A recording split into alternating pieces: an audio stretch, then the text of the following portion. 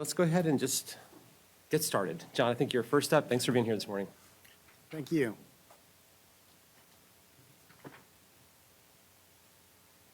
So, okay, that's fine. All right.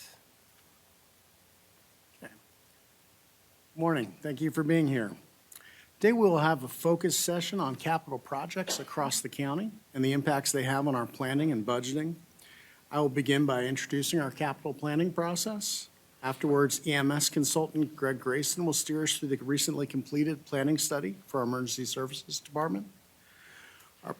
Our Parks Director, Allison Daines, will provide an update on related Parks and Recreation capital information, and Dane Peterson of Solid Waste will discuss his recent capital project success. I will discuss capital project financing to include PAYGO and debt, as well as our fund balance transfer. General Services Project Manager Ronnie Lunsford will guide us through recent capital projects, as well as what is pending over the next few years. We'll close after a presentation from Tim Love on new information regarding tourism development projects.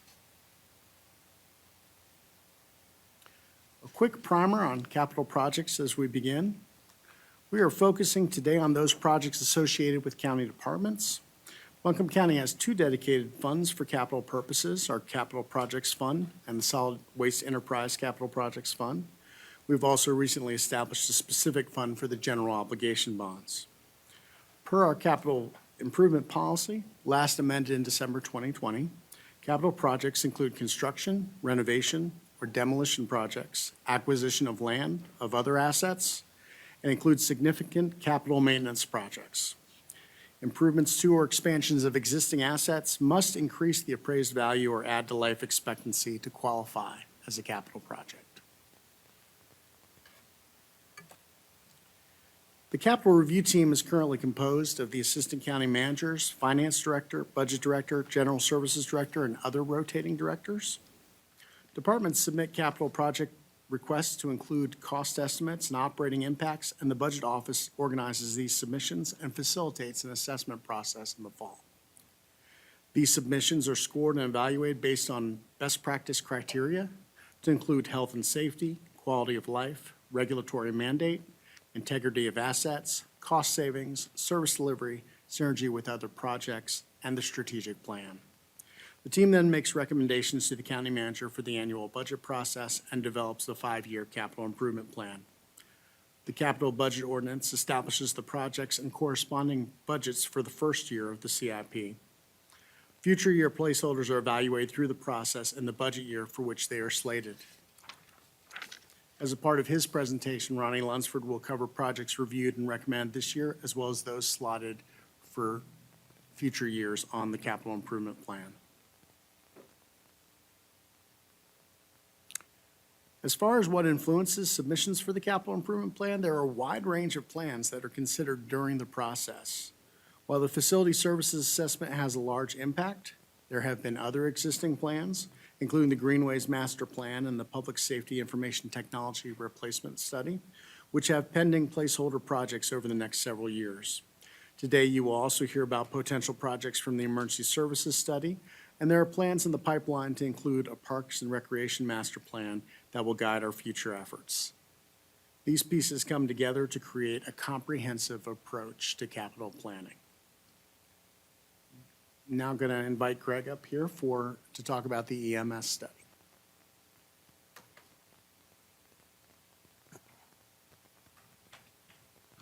Good morning. Good morning. Thank you for the opportunity to be with you here this morning, and thank you for your service to the people of Buncombe County.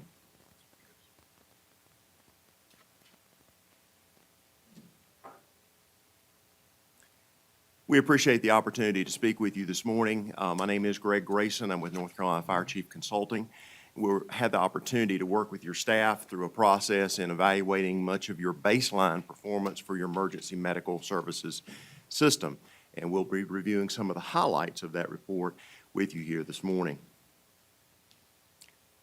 Our group works with cities and counties across North Carolina exclusively, just some of the communities that we have served. Everything that we do is really based upon continuous improvement, analyzing what the systems are today, making improvements, determining what those improvements are and reevaluating in a constant improvement process. We do serve as the League of Municipalities, fire consulting provider, and that alliance with the North Carolina Association of County Commissioners as well. We have a great team of folks who are highly experienced in fire and emergency services across North Carolina, and we also have some specialty EMS consultants that work on projects with us as well. When you think about those topics that are bringing emergency services forward in Buncombe County, they're very much the same as North Carolina. You're experiencing those in Buncombe County, the growth that's occurring through our state as well, changes in the workforce. A lot of the cost of operations across emergency services is significant as well. That funding sustainability, very important as well, and also equity and parity across our jurisdictions, and changes in the environment. Much more demand upon our service delivery systems and being able to respond to those and keep our service delivery systems sustainable for the people that need services each and every day. We looked at some aspects of your fire marshal's office. We did a CAD and data and statistical analysis of your EMS system, really looked at what your performance was and how it is performing today. And we looked back in past years and looked at trends of performance. And then we did some deep dive analysis with the GIS system. We do a lot of work with determining station locations and based on travel time and service delivery time. And so we have a pretty powerful system that looks at the GIS, Geographical Information Services system, to be able to project needs and what those needs currently are and what future needs are. And so we were able to use that system to determine EMS station planning needs, what immediate needs were as well as future needs for Buncombe County. Our purpose was really to look at this as an independent organization and what would be those needs that make you the strongest and most sustainable system possible to protect and serve the people of Buncombe County. You're coming to help people in the worst day of their life, when they have a medical emergency, when there's a crisis, and you're there for them when no one else is. And so that's such a critical service delivery system. And our purpose is to make that as strong as possible. So we really were to evaluate the demonstrated performance of your EMS system and then make some recommendations about needed service delivery. Much was around the infrastructure and station locations and how to improve that service delivery system based around that infrastructure.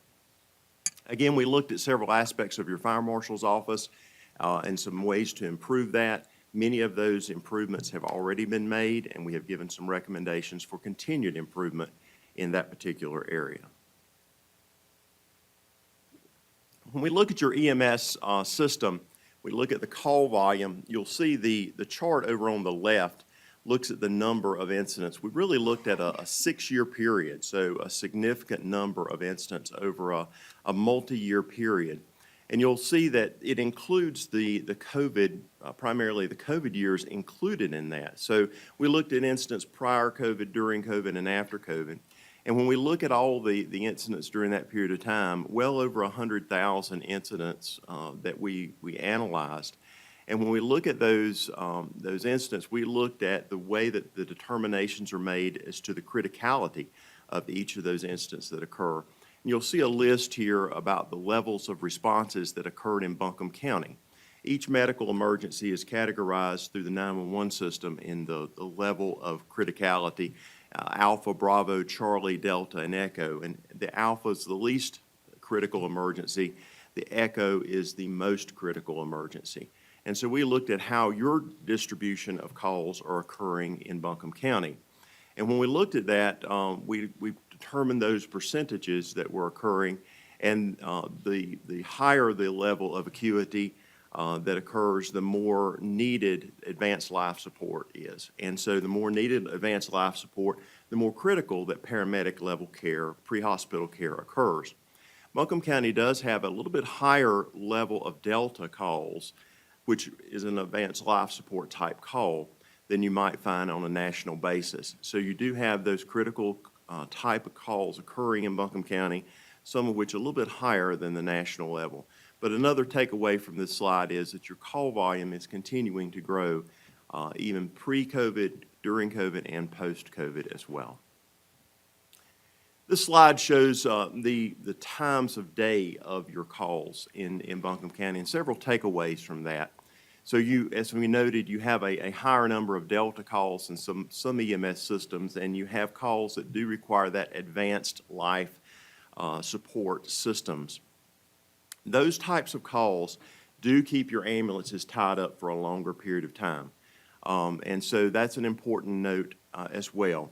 This chart shows the time of day that EMS calls happen. And you have a peak time of about 11 a.m. Through 5 p.m., but it continues through about 10 p.m. at night. And so you have a long period of time that you have peak calls during the day. Your fire department responders, as first responders in Buncombe County, play a very important role. We're going to look at that just a little bit later, but they play a very important role in helping fill a critical gap in Buncombe County throughout 24 hours a day, but particularly when calls are loading and during peak delivery times. Let's take a look at that a little bit further. So during those times, when removing all of those least high acuity calls, known as the alpha calls, of all the other calls, a little over 76% of those medical emergencies did receive a fire department response. Those are fire department firefighters responding to those emergency medical calls. And of those 76%, more than 68%, the fire department arrived first. So they're, as first responders, they're on the scene first. They start providing that pre-hospital care. Firefighters are typically providing that care at the EMT level, or the emergency medical technician care level, not the paramedic level. So they're able to begin, though, that patient care. And that's very important, that care, providing that care timely, providing that care immediately, and starting that pre-hospital care, very, very important. They're arriving, again, more than 68% of the time before EMS. The challenge with that is that the paramedic level care is not beginning until the paramedics arrive from Buncombe County. And so this chart over on the left-hand side shows how long that gap is from the time the fire department responders, firefighters arrive, until your paramedics arrive. And so this histogram chart, if you look, you'll see that we put some markers. Each of those sections represent about 15-second blocks. The key takeaway from that is that you can see where 3 minutes occur, 6 minutes occur, and 9 minutes occur. And what that means is that the firefighters are there before the paramedics at 3 minutes, 6 minutes, and 9 minutes. And you can see the volume or number of calls where that's happening. So the good news is that you have someone on the scene treating patients. The challenge is that gap between the time the firefighter EMTs are there until the paramedic level occurs. And that's against the backdrop that you have a number of higher acuity calls, those Delta type calls, which require a higher level of medical care, may require additional drugs, may require things that the paramedics are required to provide that the EMTs are not enabled to provide. So when a call occurs, Mrs. Smith, as I like to say, when Mrs. Smith calls 911 until she sees an orange and white ambulance or a fire truck, she just knows I'm dialing 911, I have a medical emergency, and how long it is until someone arrives. But there's many pieces of that process. We often call it a cascade of events that occurs. There has to be a receiving of the call, a dispatch, notification of the EMS system, wheels turning on the vehicles, travel time, arrival time, access to the patient, all those pieces. But to Ms. Smith, it's the time she dials 911 until the responders arrive and start treating the person who needs assistance. And so it's important to realize there's a number of pieces and components that go into that process. But time is very, very important. Buncombe County EMS has come in alignment really with an EMS standard of 8 minutes and 59 seconds 90% of the time. And that's appropriate. Buncombe County has decided to join that industry standard, and that's very typical in the EMS to look at a time of 8 minutes, 59 seconds. That's from the time they get the call until they arrive. The reason that emergency services chooses 90%, we really can't deliver any system at the 100th percentile. There's storms, there's multiple calls that occur, there's mechanical situations, traffic situations, things do occur, but we always measure at the 90th percentile. and we strive to have systems that deliver at the 90th percentile. So the form for Buncombe County is to follow 8 minutes, 59 seconds, 90% of the time. And time is so very important in everything that we do. When we look at that defined time, it is, again, the time from when EMS receives that dispatch until Buncombe County EMS arrives on the scene. And you can see how those times have progressed across the years that we evaluated. When you look at that those percentages, the numbers in the center show that compliance with the 8-minute 59-second 90% of the time benchmark across the years. And you'll see that that varies some each and every year across the time that we did the analysis. When we look at the overall time analysis, we looked at basically July of 2016 through June of 2022, 6 full years, and over 100,000 incidents. We're striving for that 8-minute 59-second, as we noted, but the actual time is 15 minutes and 2 seconds. So you have a gap of 6 minutes and 3 seconds. That's the gap between the desired level of service and that national standard, and then the actual time is 6 minutes and 3 seconds. So our obvious goal, how do we work on that 6 minutes and 3 seconds? How do we reduce that amount of time to improve the level of service during those emergency calls where there's a critical need and truly life safety situation? Time is so critical in everything that we do in EMS and emergency services. We give just some examples of that over here on the left, but in a cardiac emergency, as an example, if someone is having a cardiac emergency right now and they're able to access that patient and provide immediate care with a defibrillator or provide immediate treatment, their chance of survival is very, very high, 90%, 90% plus. But a minute later, empirical data will show that drops to 80%. Another minute later, it drops to 70%. So time is so very, very critical in being able to make good outcomes with bad situations. We show some other examples here with stroke and other pieces. But it is important to note, while we look at that 15-minute mark here with actual demonstrated performance, as we go back and we look at 15 minutes and 2 seconds, we just will reflect that when you factor in those times for dispatch and you're able to look at the full time, as we said for Mrs. Smith, it actually goes to 17 minutes and 17 seconds, 90% of the time, when you're thinking about what Mrs. Smith's actually experiencing in the time elements. We looked at some of the technologies that you're using to help. We encourage you to continue to look at technologies from the 911 system and your ambulances and systems as well. Anytime you can apply technologies to help, we think that's an excellent investment for you. Things such as vehicle location and software and technologies that help predict and project where emergency medical incidents will occur. And so you're using some technologies. You have implemented some of those. We encourage you to continue to do so. Those are opportunities for you, and we list those and identify those in our study. We did some community risk analysis for you here in Buncombe County. None of these will be surprises to you, but we think that they're important as you look at your hazard and risk in Buncombe County. Your age of your population is an important factor for you in Buncombe County, determining your EMS hazard and risk, and your growth within the county, your continued and sustained growth within the county. And you have some high-risk factors as well. And to be no surprise to you, the people you're serving and protecting in Buncombe County is much higher than your population.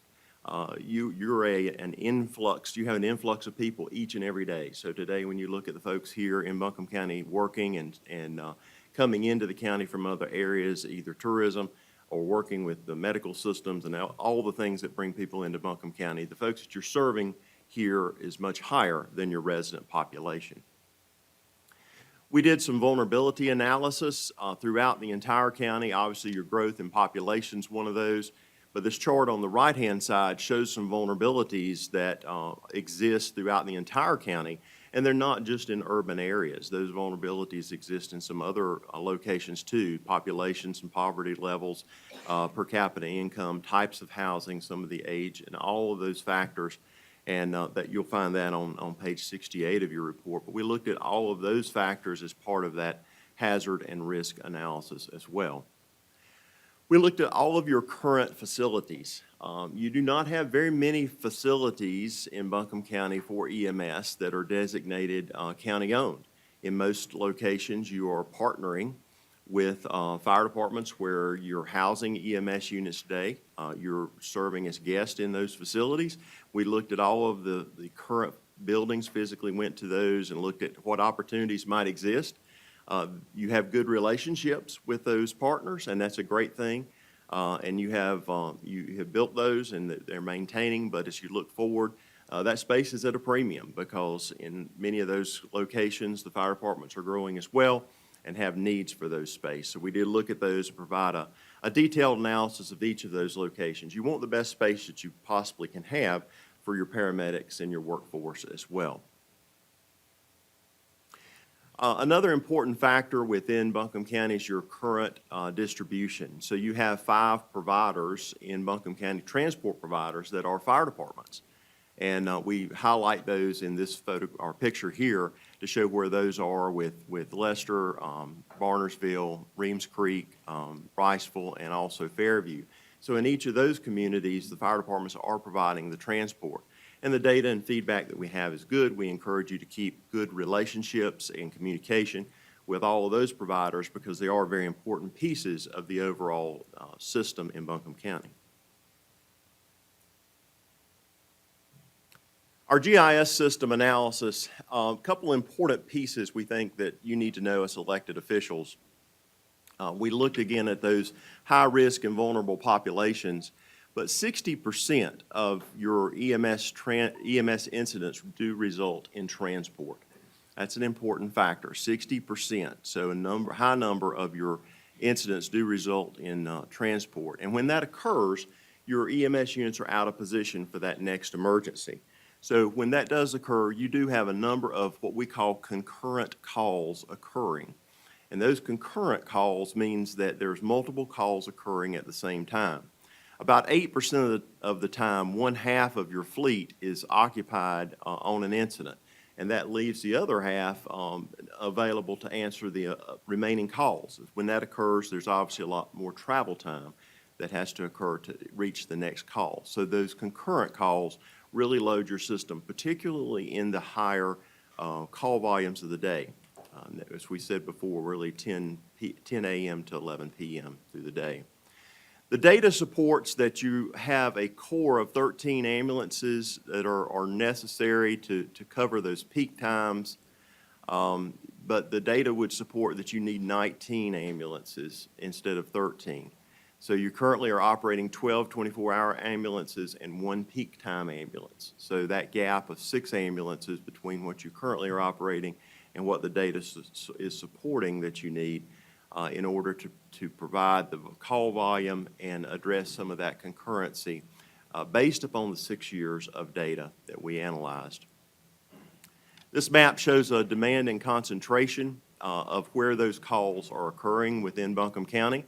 And really, hopefully no surprise to you, it really follows those corridors of north and south and east to west of where the calls are occurring within the county, again, based on that 6 years of data. We did a vulnerability risk index as when we do modeling for where fire station locations and EMS station locations occur. We use this vulnerability risk index. It takes a tremendous amount of data and processes it to the optimum locations.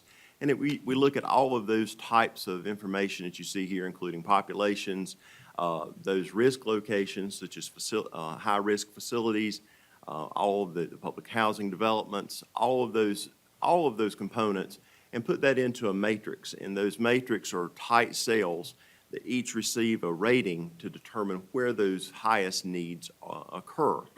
And this rating, this is an example of a rating here for Buncombe County, vulnerability risk index modeling, and you'll see that each of those cells are colored to determine where the highest needs for facilities are. And you'll find that on 106 that you might be able to see that a little bit more clearly. But again, it really follows that north-south and east-west corridor. So when we do that modeling, we see that there is you've got a large county, you've got a big county, an urban county, as well as you've got a lot of rural areas. And so in order to provide that 8 minutes, 59 seconds throughout the entire county really would be an unrealistic number of facilities that would be needed to be able to do that. So our assessment team looked at a model also following national consensus standards where you were able to place stations based upon areas that are urban, areas that are suburban, and other areas that are rural. And we did that modeling to be able to look at what would that be a placement for Buncombe County? How would that best fit for Buncombe County?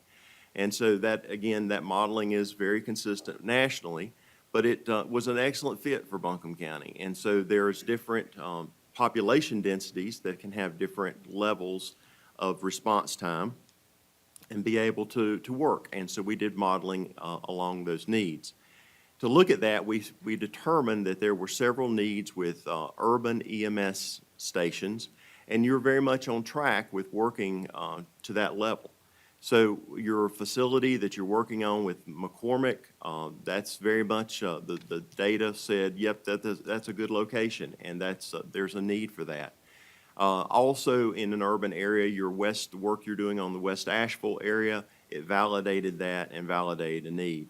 It did pick up some additional areas such as Black Mountain and Skyland near the current EMS Station 5. So it identified areas that really depicted an urban population density and where needs were, but it also helped to validate the areas that you're currently working on as well.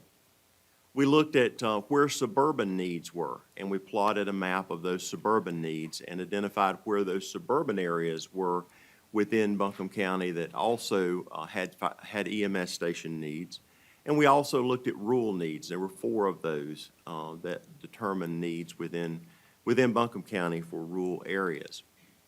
One of the components we looked at as well that's an excellent fit for Buncombe County is EMS regional hubs. And particularly with the transportation corridors, anything that you can do to help keep the EMS units in the field and ready for the next call is an excellent management strategy. So if you had hubs that also served as supervisor locations, is also served as where you might have a second ambulance or be able to have peak time ambulances, you had logistics support, logistics and equipment support, a little bit larger EMS stations. There's 4 of those that are excellent fits for Buncombe County. North up in the Weaverville area, south Skyland, west in the Inca area, and east Asheville area. Those are excellent hub locations that keep your EMS units in the field and are able to keep them more available and accessible for the next call. Hub use within EMS is an excellent model where it works and where it fits, and we think that is a excellent consideration for you moving forward where the opportunity exists when you do build an EMS facility to see if you can have the property that would enable you to build a little larger facility and use it as an EMS hub, able to keep your EMS units in the field more and be able to take that next call where needed. So as we look at those final thoughts and results around the analysis that we did, the need to have that master plan for EMS and looking at those station needs and those regional hubs where possible, certainly important in your master plan and infrastructure plan. We have identified for you some of those greatest needs and where they occur at. And also, as you look forward, you're on track with what you're doing with the McCormick area as well as West Asheville. Those are validated by the data and analysis. But encourage you to continue to look for land acquisition and be ahead of that as much as you can, because the data is showing where needs are, and the more planning and land acquisition that you can do for those stations in the future, particularly those that might qualify for regional hubs, would be certainly good investment on behalf of your stakeholders and taxpayers. Ways that you can help move EMS forward, prepare for that EMS station construction. You are doing some of those things now with McCormick Place and addressing some of those needs in West Asheville. Both in urban areas, you have that urban need, and then securing property. Anytime you can have the opportunity to secure property for some of the additional locations.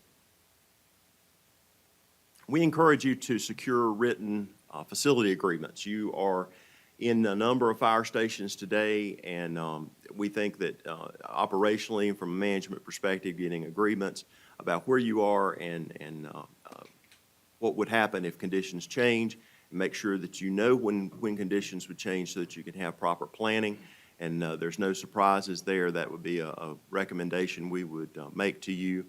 Trying to make any changes you can, again, with technology and optimizing your call intake, as well as collecting data and comparing data based on urban, suburban, and rural. That's a really good mix for Buncombe County, and being able to integrate that within your data and data collection would be excellent. And then planning for those EMS hubs wherever possible, and we've given some information about where those might need to occur at. And with that, I'll be glad to take any questions, and I also think Mr. Judd has some information that he would like to present today as well.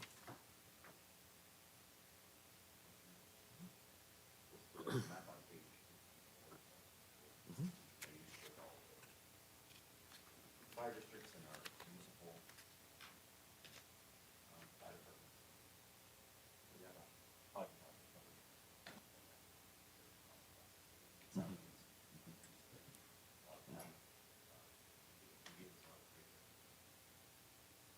Budgetary nature or related to geography. I'm wondering if there are other recommendations you have for organization.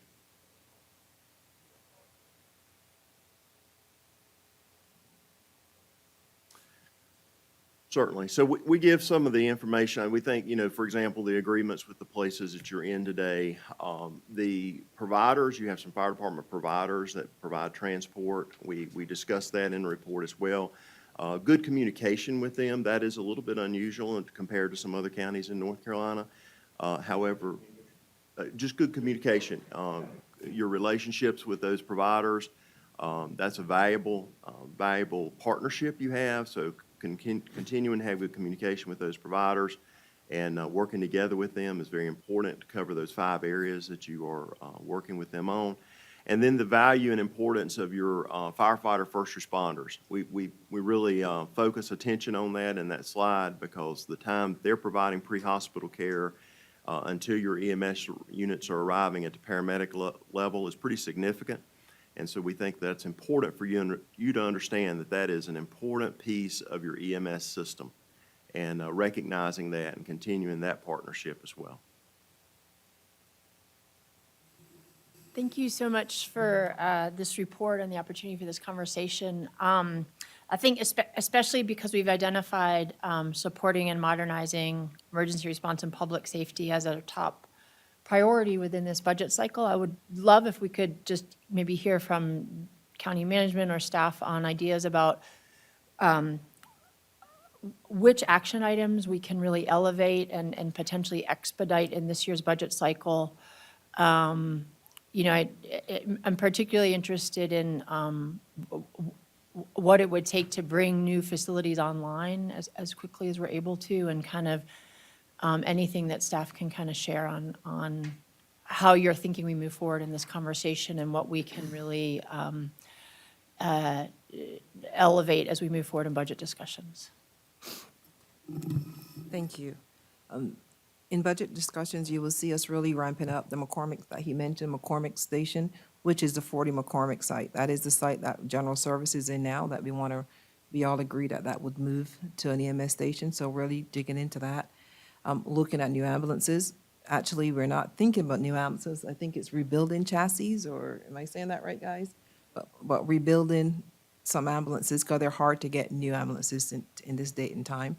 So, but adding to our fleet for ambulances, and adding to our fleet means that looking at staffing, to staff an ambulance. So those are the things you'll see us elevate in the budget. On the 911 side, of course, we would come forward looking for staffing for the 911 and really look at how we can pay for staffing so that they can have the staff they need, and also the technology in our 911. So that would address the dispatching call time, as well as new ambulances and the staffing for the new ambulance. I know Terry is also thinking about another peak unit. So those are the things you'll see us starting to come forward with. Great, thanks for that.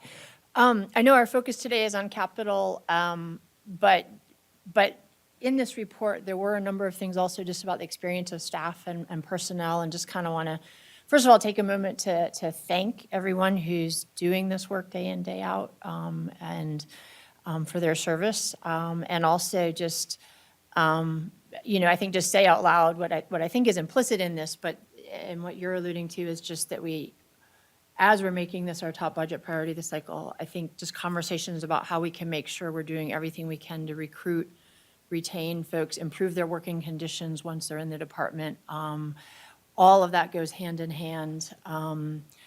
Again, since we're sort of on the topic today, just kind of wanted to put a flag in that part of the conversation as well. Did you say Jimmy had something? Jimmy, did you have stuff you wanted to share?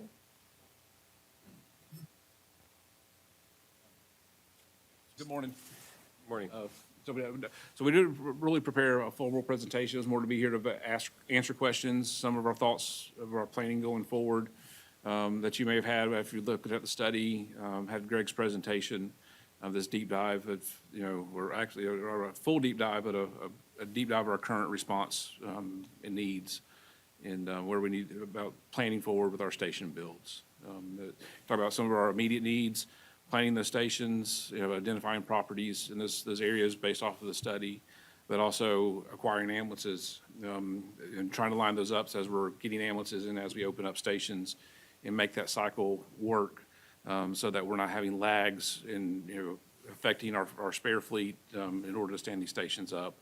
And the staffing part, we're actively recruiting and bringing folks on. We had 14 come on at the first of the year.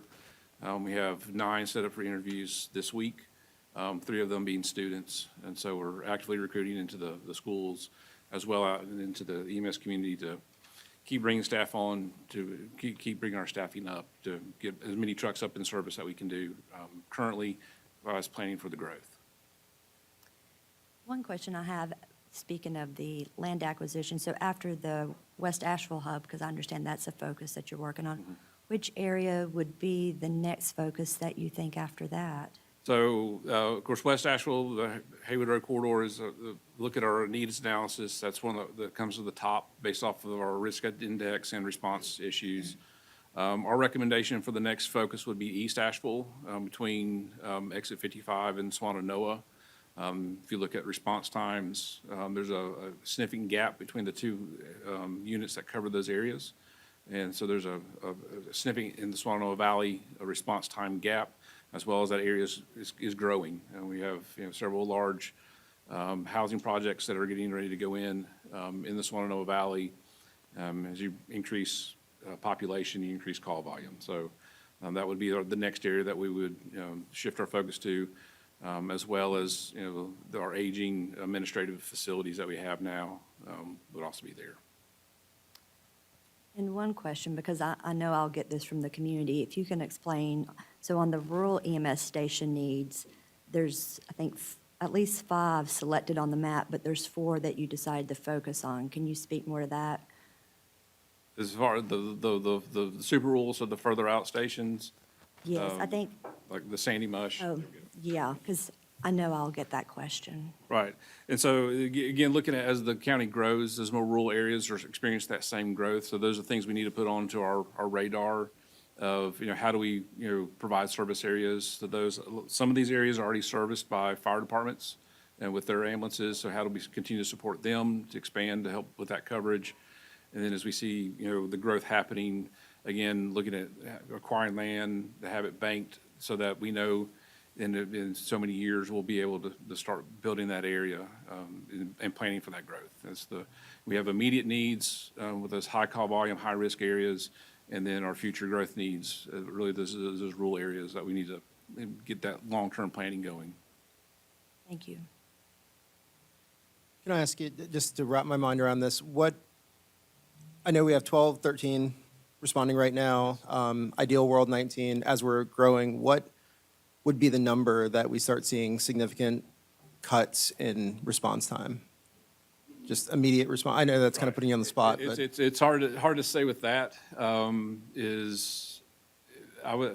We're actually with getting 13 trucks regularly on the road during peak times. We're actually seeing a small decline in our response times is anecdotally over the last couple of months, and we've compared year over year. So I think as we get probably to 15, 16, we'll start seeing some sustained reduction in those response times.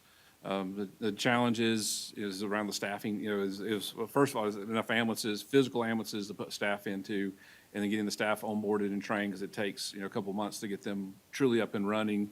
And we have a young staff already. So we've, over the last 2 years, we've hired 84 new employees, with 66 of them still being here. So over half of our staff has only been at Buncombe County less than 5 years. And so having experience local, we're hiring people with experience, but their experience to Buncombe County is very young. And so we'll work with them to get them up to speed, stronger, to be our future leaders as we bring more staff on with that. So we're starting to see that turn. I think as we can sustain and be more consistent in getting, you know, probably that 14 to 16 trucks, we'll start seeing that leveling off of the response times. And then once we have them sitting in the places they need to be throughout the day, as opposed to having to come from the hospital and go to different areas as we're doing now. So that's really is what affects our response times, is that being out of place so much and not having the numbers that take that surge of volume that we have during the day. Thank you. All right. Thank you. All right, great, thank you. Next, we have Allison Daines from our Parks and Recreation Department.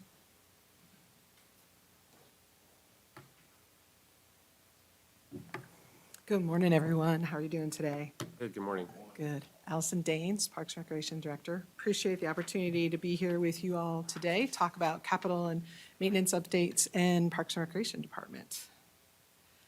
So really quickly, we're going to do kind of a quick history of CIP and maintenance and kind of the results of that within the department, as well as looking at some of the current initiatives that we've been actively undergoing, including some of the internal assessments we've been doing, the system-wide Parks and Recreation Master Plan, which I'm very excited to give you an update about, as well as talk about equity matrix for how we look at CIP and rehab projects. Then we'll talk about key strategies moving forward.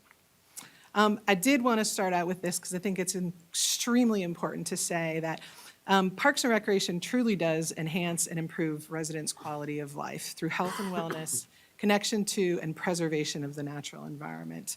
And so when we look at investments in park and recreation, we're really looking at an investment in the social, emotional, and physical well-being of our full community. And I think it's really important to keep that at the forefront as we're talking about making investments in parks and recreation. So first off, kind of the history of CIP and maintenance in the department. There's previously been a lack of a comprehensive planning process for CIP or capital improvement projects for parks and recreation. Really, it was looking at basic maintenance levels were really looked at. There were some investments that were made in larger projects, but there wasn't a true CIP process for long-term investments. Projects were mainly planned on an annual basis, and there was a lack of just truly long-term planning for what parks and recreation should look like in the future. And so really looking at a comprehensive way of looking at parks and recreation throughout Buncombe County wasn't as planned out as it should be.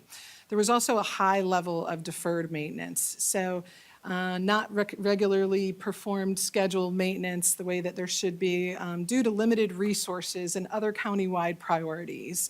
And so I think frequently within governments, maintenance in parks and recreation tends to take a little bit of a back step when it comes to maintenance of something like an ambulance or so forth. So as a result, what happens is we've got a lot of aging infrastructure and amenities that are in disrepair, struggle to, give the benefits of parks and recreation that they should because they have been in disrepair. Part of that is a lack of park amenity and beautification standards. We actually didn't even have a truly full comprehensive list of all of our assets and their conditions. And so that's kind of led to a high level of deferred maintenance in the past. So I'm sorry, got ahead of myself here. So the result of that is facilities fall into disrepair is what wind up happening. And simple fixes become major fixes. And so things get exponentially more expensive to take care of. We've got some deteriorating facilities with some unsafe conditions, some deferred maintenance and repairs backlog, as I've talked about. What can happen is unkept parks and mismatched amenities such as stuff what you're seeing here without any true standards for what we would like our parks to look like or how we want them to function. And then the ultimate result of that is a poor visitor experience and perception of the county and the Parks and Recreation Department. And we have some amazing amenities in our inventory, and so really excited to move forward and talk about some of the initiatives that are currently happening, which is helping to turn around what is previously done in the past. And that is, there's been a large turn of looking at internal assessments that has occurred. Really partnering with our general services, I think that's been one of the greatest things that's happened over the last year and a half or so is that partnership. And we really looked at the community center assessment. We worked in collaboration with general services. They did an inventory of all of those center amenities, came up with a categorization for what kind of investment was needed, priority investments, with priority ones being safety issues, a scale 1 to 5. And so really did that comprehensive look in the community centers to identify what those areas are, where previously we had not gone in and looked at those in that same way. And as a result of this, General Services created a CIP for the resolution of those issues, and they've dedicated funds for community centers, which has been fantastic. And many, I would say most of those priority 1 safety issues, if not all of them at this point, have been addressed throughout the community centers. So similarly, what we did is the Parks and Recreation staff partnered with General Services to do the exact same thing within all of our parks and look at all of our park assets. This gave us a baseline inventory of most park amenities and helped us do an initial safety assessment for where our amenities were, looking at their lifespan and replacement of what those amenities are. We've already addressed some of those safety issues that were out there to ensure that we're keeping the highest safety level and experience for our community. And then again, we've dedicated funds for Parks and Recreation within our budget to really start to address and look at some of these amenities. So that's given us a really good baseline for moving next level. And for me, next level is our system-wide Parks and Recreation Master Plan that we're very excited about. So this plan, we put out an RFP or request for proposals back in February. And actually, this Thursday, all those proposals will be due, and so we'll be doing an assessment of those proposals that come in for us. And really, the plan is meant to be a very comprehensive, equitable, and sustainable plan that is rooted in fiscal reasonable solutions to guide the department, particularly with capital improvements and recreation program decisions for the next 20 years. So that's really what we're looking at, is that comprehensive plan. And some of those key deliverables, again, is that comprehensive inventory of all of our facilities and assets. We'll be doing needs assessments with public input and looking at gaps in services and finding out from the community what they want to see from the Parks and Recreation Department of Buncombe County. We'll be doing a visioning which will guide our CIP projects in the future so that we can look at where expansion is needed and ensure that we're not duplicating services throughout the county. We'll look at the system-wide opportunities and constraints that exist. So we'll be enhancing our partnerships with folks to see what it is that they're doing and how we can better utilize resources as we come together for common goals. And then we'll do planning and value-based solutions for what those are. And I do want to take a moment here because I get a question frequently about the need for a master plan for the Parks and Recreation Department. And what I want to acknowledge is that it really dovetails with the comprehensive plan. I'm a Parks and Recreation Director, so I love maps. And so for those of you who are old enough to remember when we used to have the atlas, and it was a large book that encompassed all the different maps. And so the comprehensive plan for Buncombe County really is the atlas. It holds the entire department. It holds all of the government within each section. And then when you go to the parks section in the map, then you come to the system-wide recreation master plan. And that really addresses the specific issues to parks and recreation so that we can really start focusing in. And again, they dovetail, they go together. And so I can already tell you'll be really excited about looking at nature-based and passive recreation as a result of some of what we're hearing from the comprehensive plan. And our master plan will really help us focus in and get to the root of what we can do with parks and recreation. I think another point with the Parks and Recreation Master Plan that I want to bring out as well is, and I'll talk about it in a minute, is that we're going to be also looking at improving our Greenways Master Plan. We've got a call for that. And again, people ask, well, if you've got a master plan, why don't you have a master plan that already includes your greenways? And again, being a Parks and Recreation Department director and a map aficionado, you wouldn't use an atlas or that type of map to go hiking in the woods. You would use a topographical map. And so really, greenways and trails are so specialized that they really do warrant their own master plan. And the level of coordination that you have within the community and within other greenways that are happening around, really that master plan is a regional master plan throughout, and it plays a bigger part. So we'll talk about that as well. One of the other things that's happening that I'm very excited about is we're working on an equity matrix within the department, which is really meant to be a criteria-based measurement for how we look at our capital investments and large rehabilitation projects. And what that is we take a set of community characteristics along with park characteristics. And park characteristics include things like lifespan and condition of what those assets are within our parks. And then what we do is we lay out a schedule for block areas. Within the county, there are a large, I think it's 123 or 124 block areas that exist. And so we look at major rehab and capital project selection throughout the county based on kind of this criteria-based system, so that we're looking at how much money we invest in different areas and ensure that we're doing it in an equitable and thoughtful kind of way across the county. So some of our key strategies, again, as I've said, our focus is really on a comprehensive park inventory, and really that is to categorize, illustrate the data, facilities, and site conditions, and then create a solid master maintenance plan and a financial plan to follow that maintenance plan, so that we've got a strategy over the next several years for how we're going to really do a deep dive in investment in parks and recreation and bringing up those standards. And then it is the creation of those standards, which we're starting right now. And that helps with uniform amenity, beautification standards. It makes more inviting and safer parks. It's statistically known that if a park is used and if it looks pretty, that it is safer.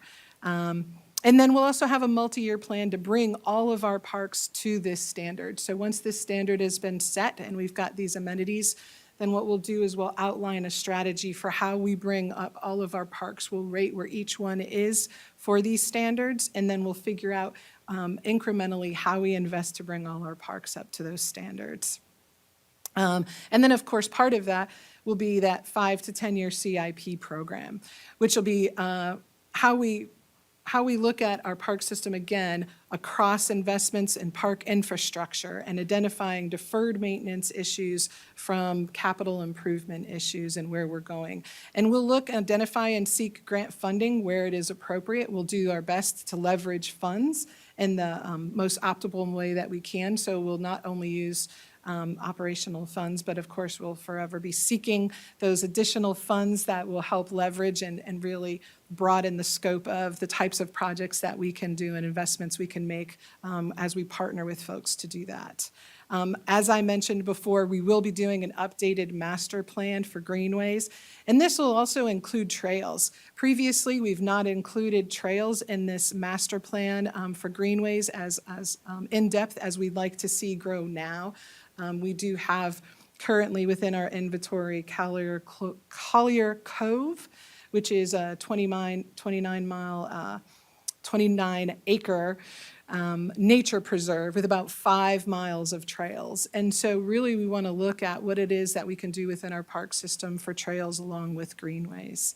We also have been looking at restructuring our memorandums of understandings and our agreements with current folks that we work with.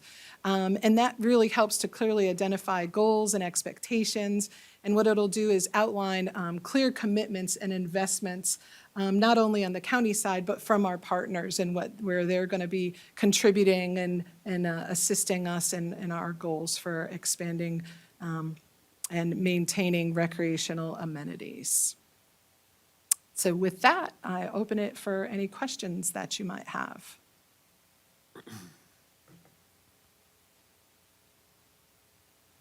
Well, I don't know that I have a specific question, but thank you, because this is a lot of good information that I do get questions about. And so with the updated Greenways Master Plan, so that will not be in this budget request, that is in the. Yep, that'll be in fiscal year '25. We have a placeholder for that right now. And one of the reasons that we did that is because we're undergoing our recreation master plan. And so really, it'll come right on the tail end of that. It'll fit perfectly right up against that, so that we're really starting to expand and look at that. Thank you. And I will share that I heard from some of the community centers. I was out at Big Ivy a couple of weeks ago, and they are very appreciative of all the help with getting them up to safety codes and helping with that. And then also Sandy Mush was very happy to have bathrooms in working order and their septic fixed. So thank you all very much for that. Yeah, General Services has been working really hard out there, so appreciate that. Within the, this is great, thank you. As this master planning process gets underway, do you anticipate there'll be opportunities for conversations about bringing new facilities online, or the opportunity to sort of significantly expand some facilities? One thing that over the years we've talked about is sort of looking at some of the amenities that a Chattanooga or Greenville have in terms of parks and rec facilities, and what it would take to have comparable facilities. I'm thinking especially some of the like family-friendly options that exist in those communities that local families travel to go access in other towns right now. And whether you anticipate there'll be opportunity for conversation about some of those kind of perhaps bigger, more ambitious projects? Definitely. Most definitely, I appreciate asking about that, actually, because that's one of the things I'm really looking forward to, is that community outreach to see what it is that we can do as Buncombe County Parks and Recreation Department to fill some of the gaps in services that exist, or to offer some additional types of facilities that really allow for a broad range of experiences, recreation for families as well as for individuals. And so totally foresee that as the consultant that we bring on looks at the facilities that exist within the county, pinpointing opportunities for expanded facilities and recreational opportunities. Thanks. All right, any other questions or comments at this time? All right, Allison, thank you. Great presentation. Appreciate y'all. Next up, we'll have Dane Peterson.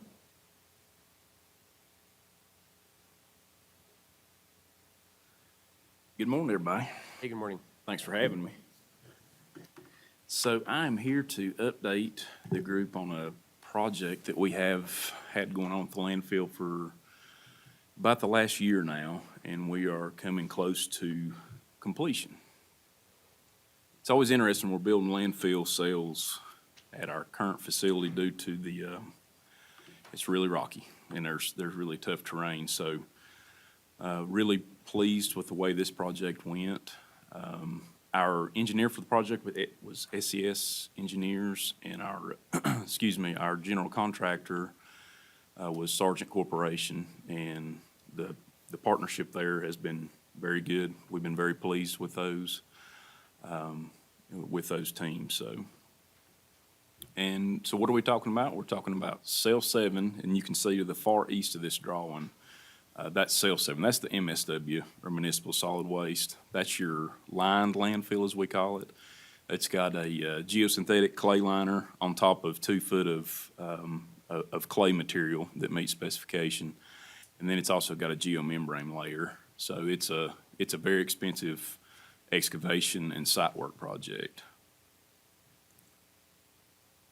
And at the same facility, but separate landfill, is our C&D landfill. This was phase 7 that we did. We actually just moved into this cell last week, so we wanted to fast track that site because we had a little less capacity with current operations on the C&D side as it was current. So we're thankful we got in there last week. Couple factors, as this group knows, when you get into major site work projects, there's some things that are a little out of your control, like weather. Is such a big factor. And then, like I was talking about, you can drill as many holes as you can with a crane or a rig and try to identify rock. But until you start digging, you don't know exactly what subsurface is, right? So we were fortunate. We did hit rock in areas we didn't anticipate, but I felt like we adjusted to those and had good management there. And on the things we could control, our team did a really good job, thinking about approaches like we did with sourcing the stone. There's about 60,000 tons of the 3/4 wash stone that goes down as a cushioning layer over the MSW landfill. So we actually sourced that prior to the project starting, before we even selected a contractor. And that turned out to be a helpful move, because with all the DOT projects and the time it takes to crush and wash stone, that definitely helped contribute to a successful project. Let's see, so project status, as I mentioned, we're coming to the end. We issued substantial completion for cell 7, and there's a couple of remaining electrical components that we needed to finish up, and we're thinking final completion, we may issue that as early as next week. And then we'll move into basically the permit to operate phase with NCDEQ. So we'll submit the construction quality assurance, all the related construction documentation that the project's performed per the specs. And then we hope to get a permit to operate and be in the MSW landfill by the end of next month, early May. Total project budget was $15.4 million. We estimate at this point a total project savings of around $650,000. We did not dip into contingency, which we were thankful for. We were lucky with the weather again. We did have to do 2 time extensions for weather days, but we were still well within the threshold of no operating impacts. So we were lucky there. As far as that goes, we're coming in under budget and on time. Just some pictures to kind of orient you with the project. This is the C&D side when active construction was going on. So that's on the C&D side, and this is basically the finished product on the landfill C&D phase. And I know that's a pretty picture there. So like I said, we're in that cell now, starting at the bottom. We'll start bringing lifts up, and that's going really well so far. And on the MSW side, this was during construction. And that's what it's looking like now. So again, we're moving through the final permitting phases of that, and we should be in that landfill sale, like I said, towards the end of next month. So, alrighty. So landfills on the cell 7 side, the line side, we feel like approximately 5 to 6 years of life there. That's where our estimates are now. On the C&D side, we've looked at that number. That the amount of material we're taking in, which is the direct calculation of how you use that space compared to what's coming in, and we could probably think about 3 to 4 years on that, depending on how our airspace utilization factor is. And we're gonna work to stretch those numbers out. But obviously, we'll be back talking to this group again in the next few years about future landfill cell expansions. So, I'll be happy to answer any questions. Well, I do just want to admit, whenever I see something say coming in under budget and on time, I'm very appreciative and impressed in this day and time, because we know that's a real challenge to make happen. Certainly. Yeah, yeah. But I do wish the life of these would last longer. That's such a short time span. Which Dang. I know that you all are looking at ways to try to increase that. You've come and talked to us before about that, and I do appreciate Yes, ma'am. those efforts. Sir. Dane, where are we now with the life expectancy for the whole landfill? Okay. Yes, sir, Commissioner. So we do the annual airspace analysis. So last year, including cell 7, so we have cell 7, 8, 9, and 10 on the MSW side, and then phase 8 and phase 9 on C and D. So MSW, we're estimating around 20 years remaining capacity for the site. And then on the C and D side, it's a little less. We're thinking around 13 to 15 years total remaining capacity. Yes, sir. Thanks. All right, any other questions? All right, great job, Dane. Thanks for the, Thank you. thanks for a great update. Thank you, Dane.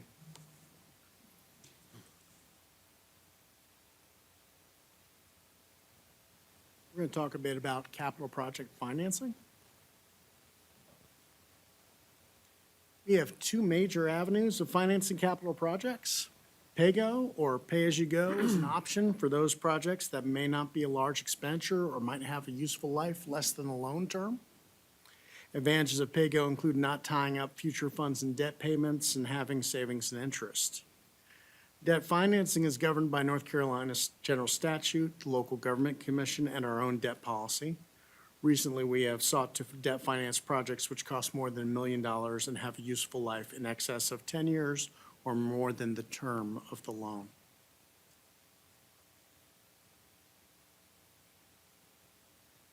Over the last 4 budget years, we have transferred $1,775,801 to fund PAYGO projects in the Capital Projects Fund. Our fund balance policy requires any unreserved, undesignated fund balance above 20% to be transferred to the County Capital Projects Fund once the annual audit is completed.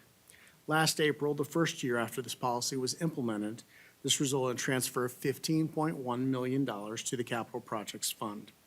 This funding alleviated the need to transfer $1 million in potential PAYGO in the fiscal year '23 budget, as well as $3.4 million for vehicles that would otherwise have been general fund expenditures.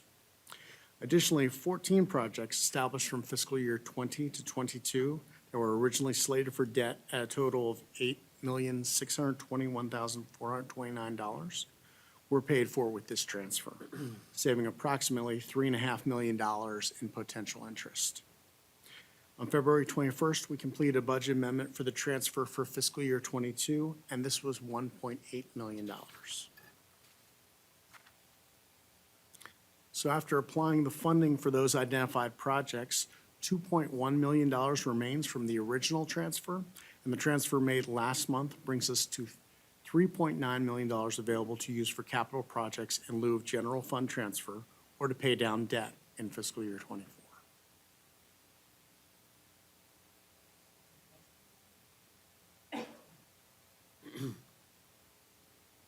I don't really have, specific questions about it right now, but I guess I would just say that I would be open to revisiting our policies around that in terms of transferring that amount of funds to PAYGO rather than utilizing more debt service for some of these projects. So just as a general interest, I just think it's worth checking in on our policies sometimes. These are very large sums of money, right, that get moved in this way. So just as we think about our capital projects, not just this year, but over the next several years, I just think it would be worthwhile to talk about that policy and think about whether that's the right place to be going forward. So- And as John mentioned, this year it was only a $1.8 million excess of a fund balance. The year of 2022, the prior year when it was 15 million, that was a lot of CARES funds and other government funds that we received that year that caused us to have that left over. But yes, our plan would be that we would revisit policies. I think next year we will start looking back at policies we did in the 17, 18. So every 5 years or so, we will take a look at policies. And not just on the transfer, but on the general issue of kind of strategy on PAYGO and using debt, kind of that larger, not just when there's surplus funds that get transferred, but the overall policy. So, yeah. Yeah, we would plan to look at policies at least in a 5-year cadence. So the ones that you did in 17 will be coming up in 23, and then the ones in 18 will come up in 24. So the policies that you're talking about will be back before you either this summer or next summer, unless you want them faster. I might be interested in talking about them sooner. Okay.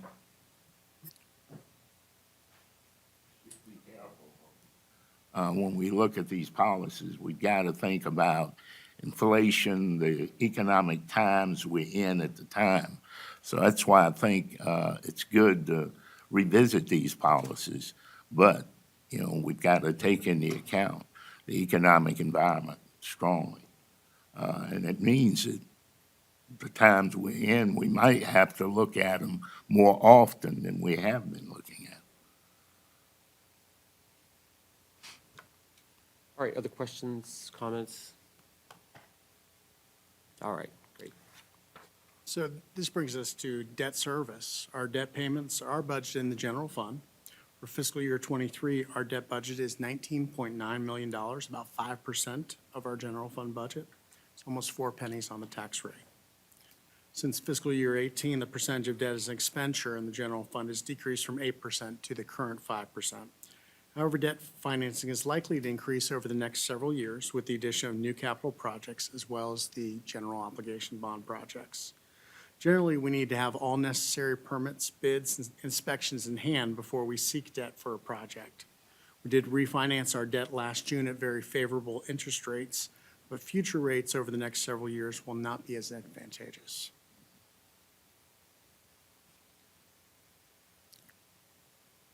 So it is important for us to be able to consider how our financing options for capital best position us for both current and future year spending. And with that, are there any other questions related to capital project financing?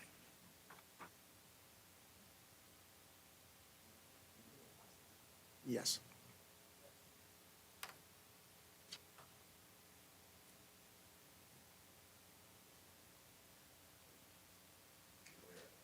Oh.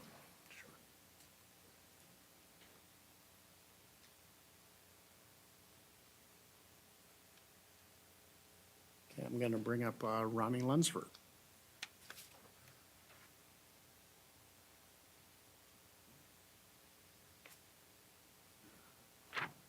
Morning, Commissioners. Good morning. Morning, Ron. My name's Ronnie Lunsford. I'm Project Manager for the General Services Department at Buncombe County.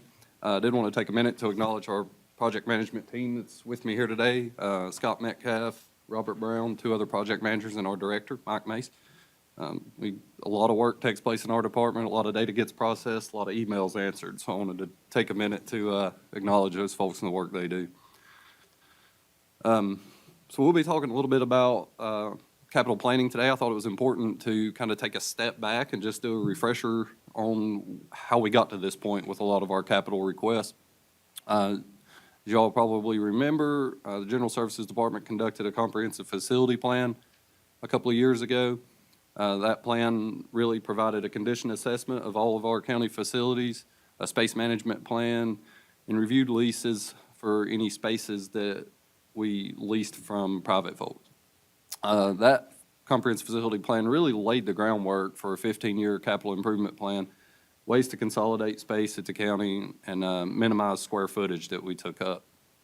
COVID-19 pandemic happened in the middle of that project, and it led the county to a remote work policy, which reduced the square footage that we needed. As folks work from home, we need less space, less physical space.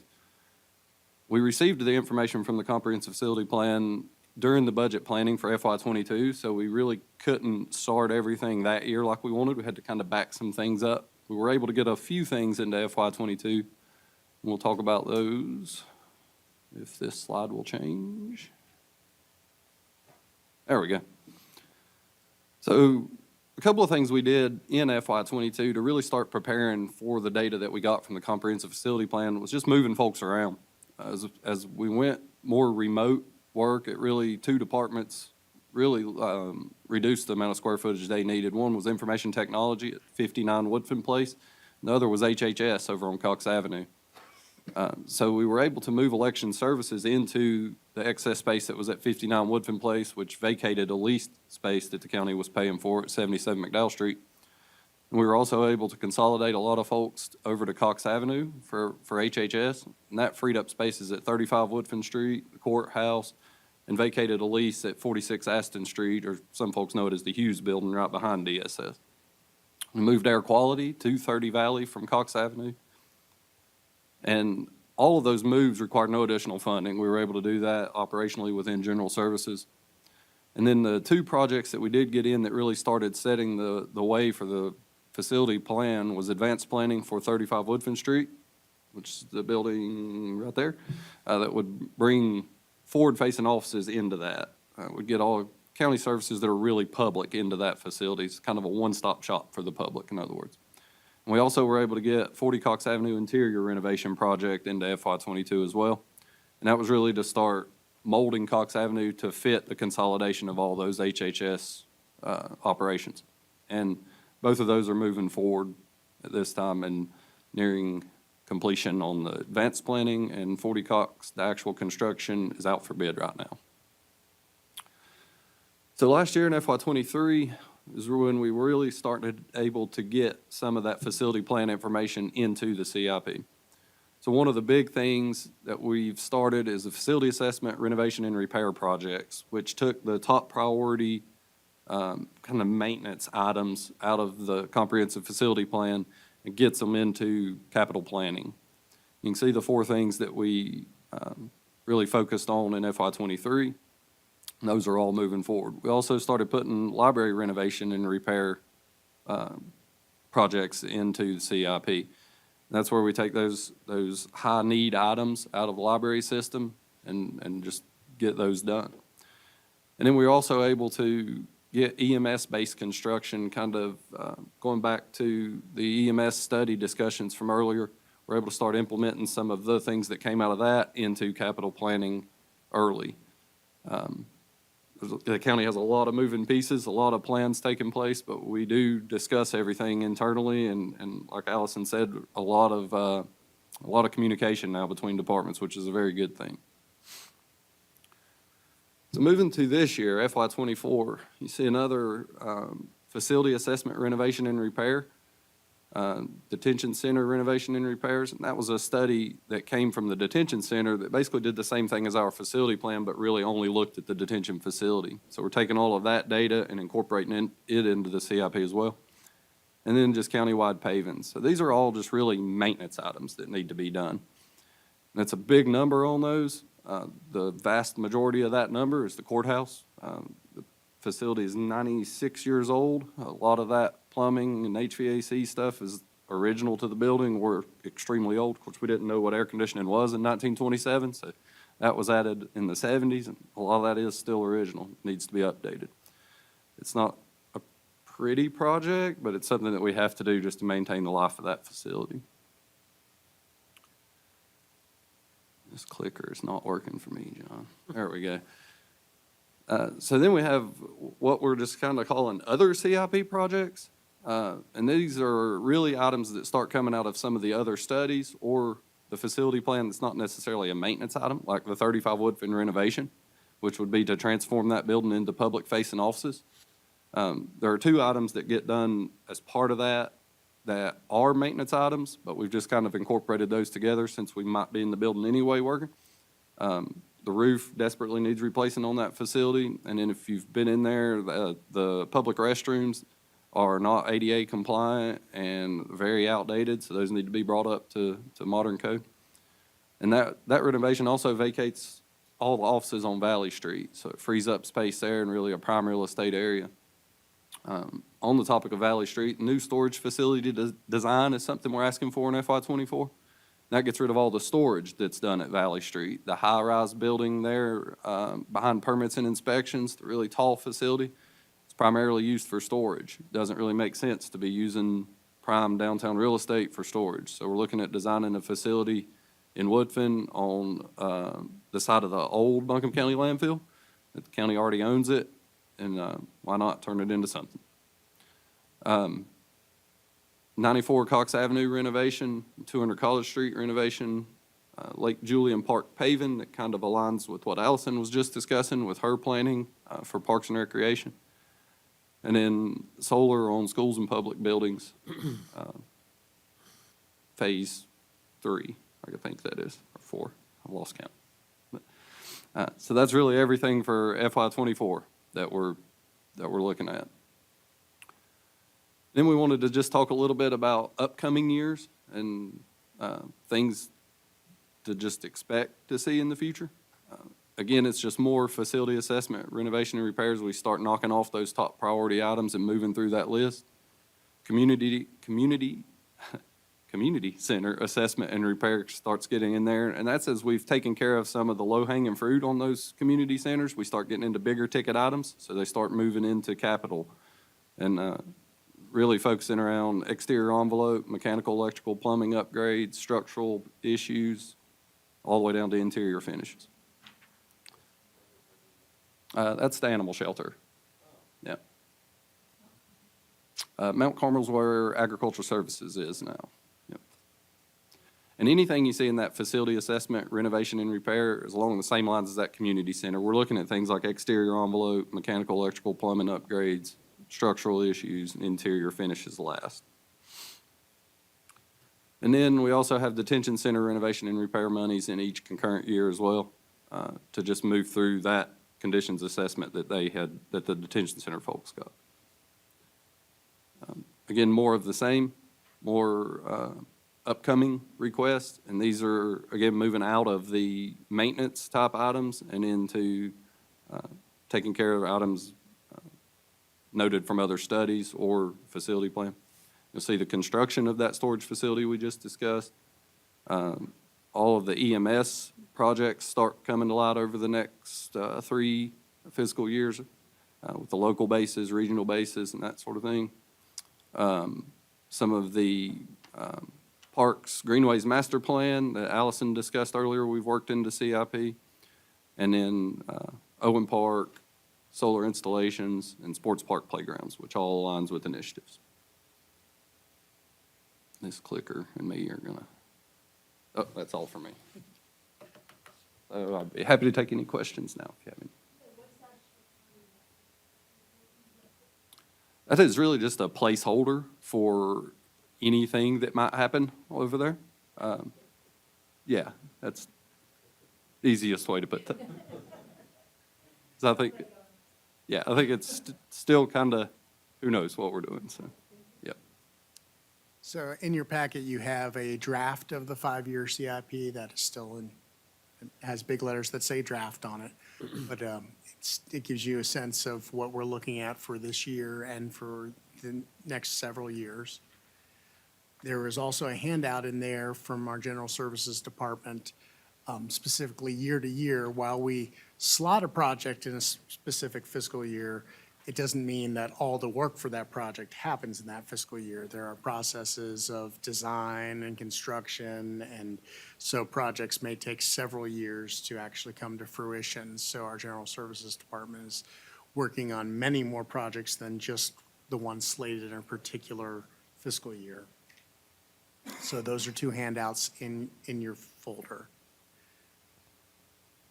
I also need to just talk a bit about an important consideration for capital projects, which is the additional operating costs that projects bring to us. And with new construction, we take on more square footage for utility use, maintenance, and space management. And other projects, and this is an example of the EMS basin, and we talked a little bit about this earlier. This will house at least an additional transport unit and require staff for that unit. And so we need to staff the unit as well as have the ambulance and the equipment that the ambulance needs and to maintain this facility ongoing. And so this, figuring in these costs would add between $1 to $3.75 million a year in our annual operating budget to staff that, to begin staffing a local station.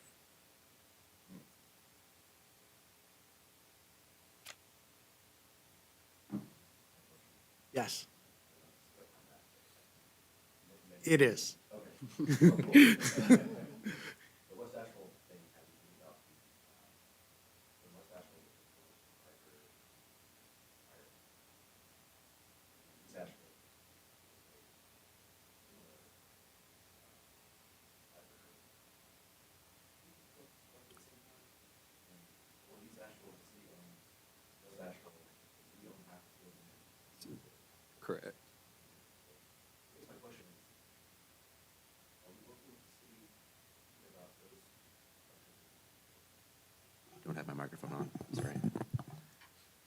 are we thinking about those buildings? They seem, when you stand in them, you can imagine one day they might need to be improved or replaced in some way. Are they on our plan somewhere? Yeah, so East Asheville, the library there was actually torn down a couple years ago, and then a new library was constructed that is not attached to the facility anymore. Yeah, I'm sorry, I'm thinking of the Oakley Library. Oakley, yeah, that. Yeah. Yeah, that facility, I'm sorry, that's Yeah. east too. So, Yeah. That facility is 100% owned by the city of Asheville. Right.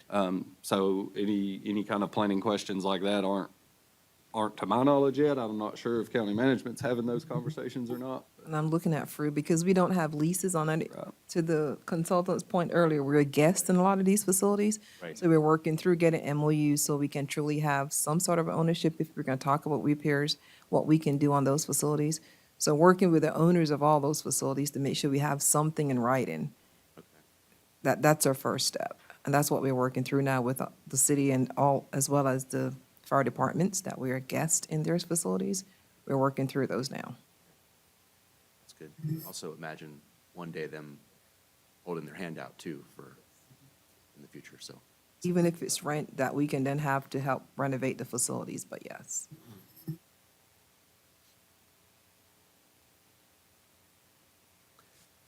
I guess my only comment would be, kind of in the same theme, would be, as we're looking at these properties we have in Asheville, downtown, that are used for storage or vehicle, where vehicles are parked and stuff like that. Just as our area's grown and downtown's become so much more valuable, things that used to make sense for having in downtown just don't make sense to use that land for that purpose in the future. So I'm really glad we're looking at ways to kind of relocate them to other areas so we can, take our properties to their highest and best value. And so my only other comment would just kind of a general one, not on any particular of these projects, but I think the city's also kind of thinking about those same questions. They've got a bunch of property downtown where they know probably doesn't make sense to keep using them for those similar purposes in the future. Obviously, schools have all their maintenance. Every public organization has these same needs for storage, vehicles, things like that. So just as we think about our future capital needs, I hope we can just kind of continue to be in conversation with our other public sector partners, because maybe they have property that they acquired for some purpose, but maybe it'd be a great site for, an EMS location or something like that. Or we might have property for, that could be used for storage or vehicles, but maybe there's additional property and we could offer it to one of our other public sector partners for some of their kind of needs. Just so I think that we got to think about our own organizational needs, but I think it's kind of all fits in within a larger kind of land use and community development process for how we can optimize the use of our, buildable, good, valuable, buildable land with infrastructure is one of our most, important assets. So any ways that we can free it up for further development, for housing and other important needs is a good thing. So anyway, just general comment, I think we should be open to partnerships. We've seen other facilities where that's worked well in the past, jointly locating things, and I think it's a model that we should be open to, even though it does make things a little bit more complicated to have to, get everybody on the same page. But, all right, other questions, thoughts? And Brownie, to your point, I will add, we have started some of those conversations with the city and with our public housing partner. We took that trip to Raleigh and we realized that we do need an EMS station closer to downtown. So Taylor's already gone out with David to look at property to where we could locate EMS stations. So that conversation went beyond city, county, even to our public housing partners as well. So Right. we agree that we need to look for partnerships to do this work. Yeah, I think that, the biggest landowner of all are like the county schools, right? And probably we help them buy a lot of that land, for schools. And in a lot of cases, it might be attractive to them to have some of these other public services located close to school facilities. So, all right, other thoughts, questions? Before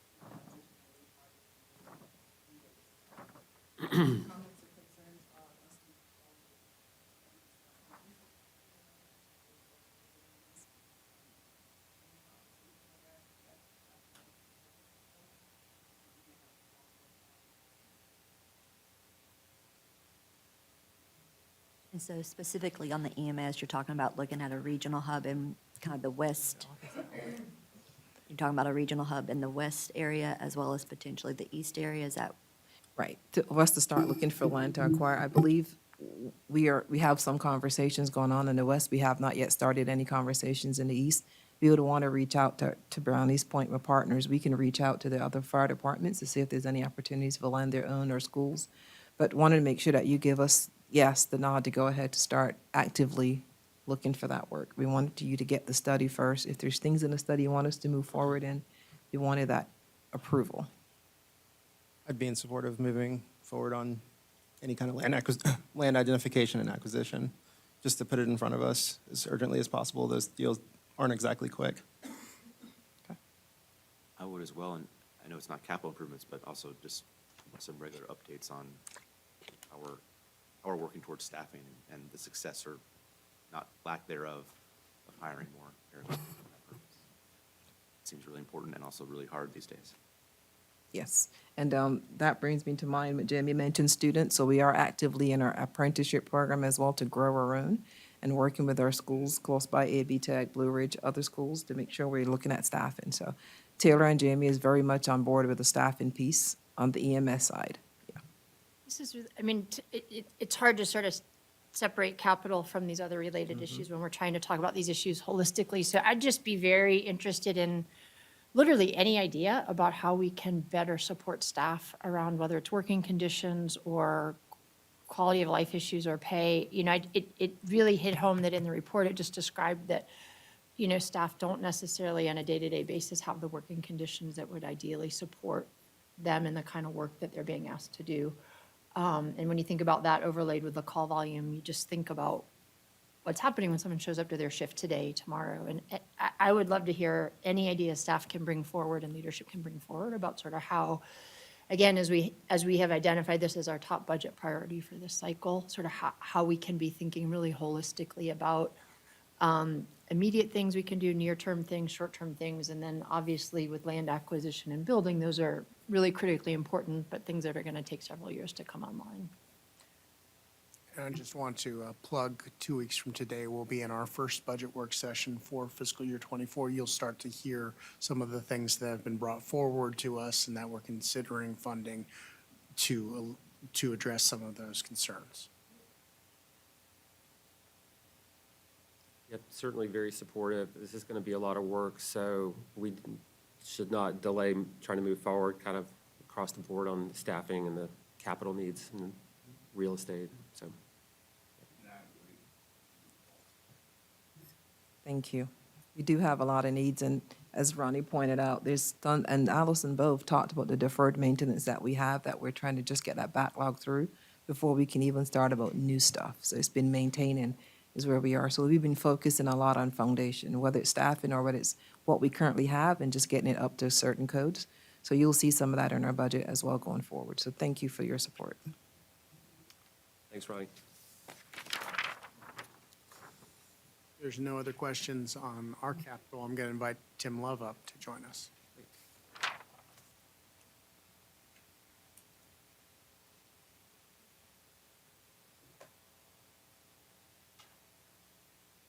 Good morning, Commissioners. Good morning. Today, I have a few topics to share with you related to the Tourism Development Authority and the Tourism Product Development Life Cycle of the fund. So we'll go ahead and get started. First off, just want to quickly touch on some of the legislative changes that came in last year's short session. I know this has been much talked about, but just want to reiterate. So, you know, House Bill 1057 was brought forward, turned into session law. A lot of great support from our local delegates, including, you know, Senators Mayfield and Edwards at the time, as well as Senator Daniel.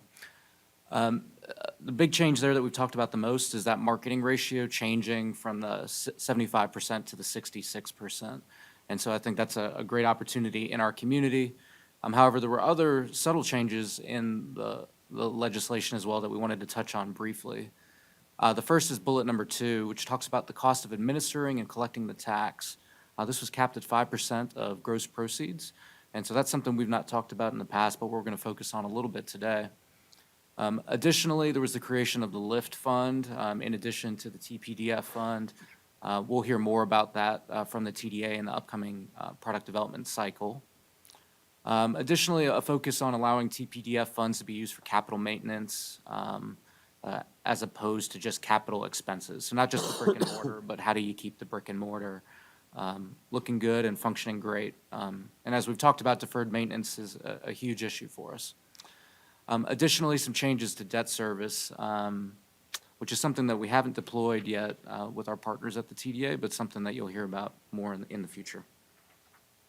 So those are some of the key changes, but I wanted to jump to the next slide and kind of give you some background, something that you may be familiar with, but if you're not, we'll share a little bit today.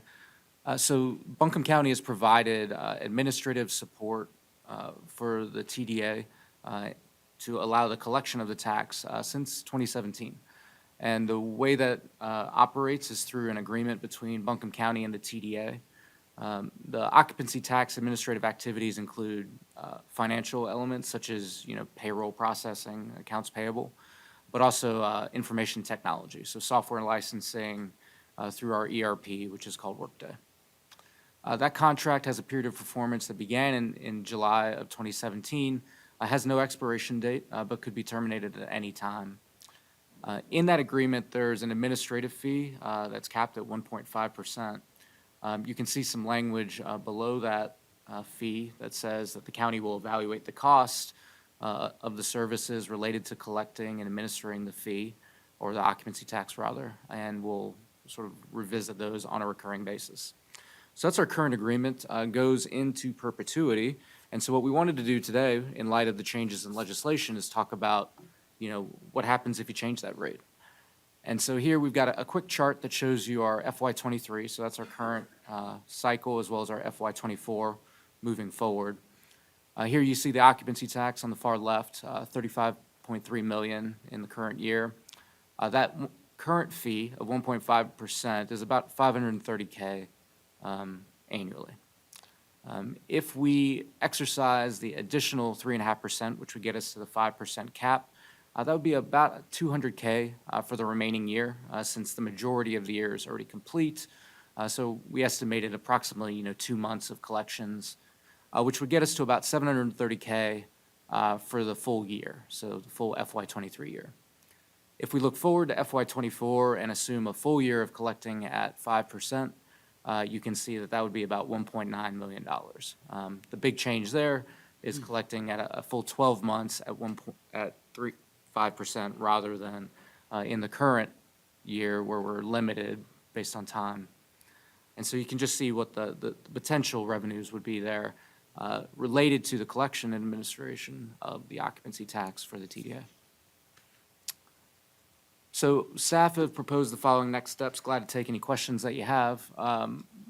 Quite simply, revising and developing new contracts, setting the administrative fee as 5%.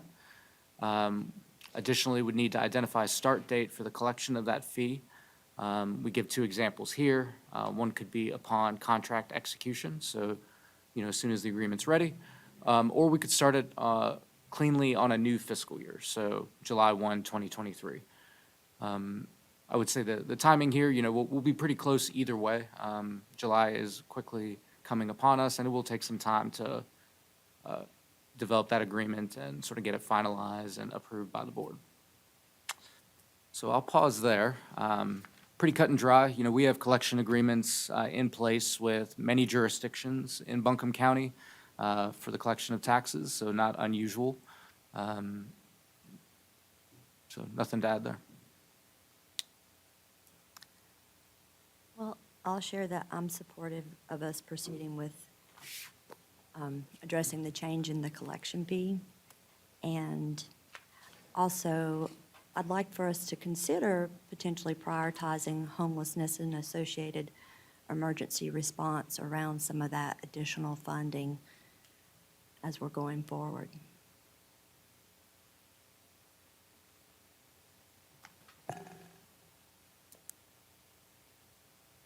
I would echo that support on both levels and feel like that makes sense as just sort of an immediate priority that, where there's intersections around the work we're doing and that some of the TDA's interests in the community as well. Thank you.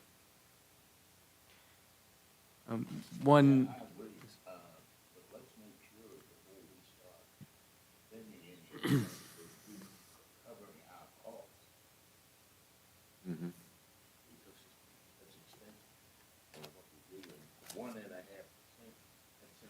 Low for me. Oh, I'm sorry. Well, I'm used to keeping it off, but 1.5% seems low anyway. So I think we need to make sure we're covering the costs. understood. Thank you. So we will move forward there. One area, we'll move as quickly as we can. There is a question of timing in terms of, doing this upon contract execution versus, starting cleanly on a new fiscal year.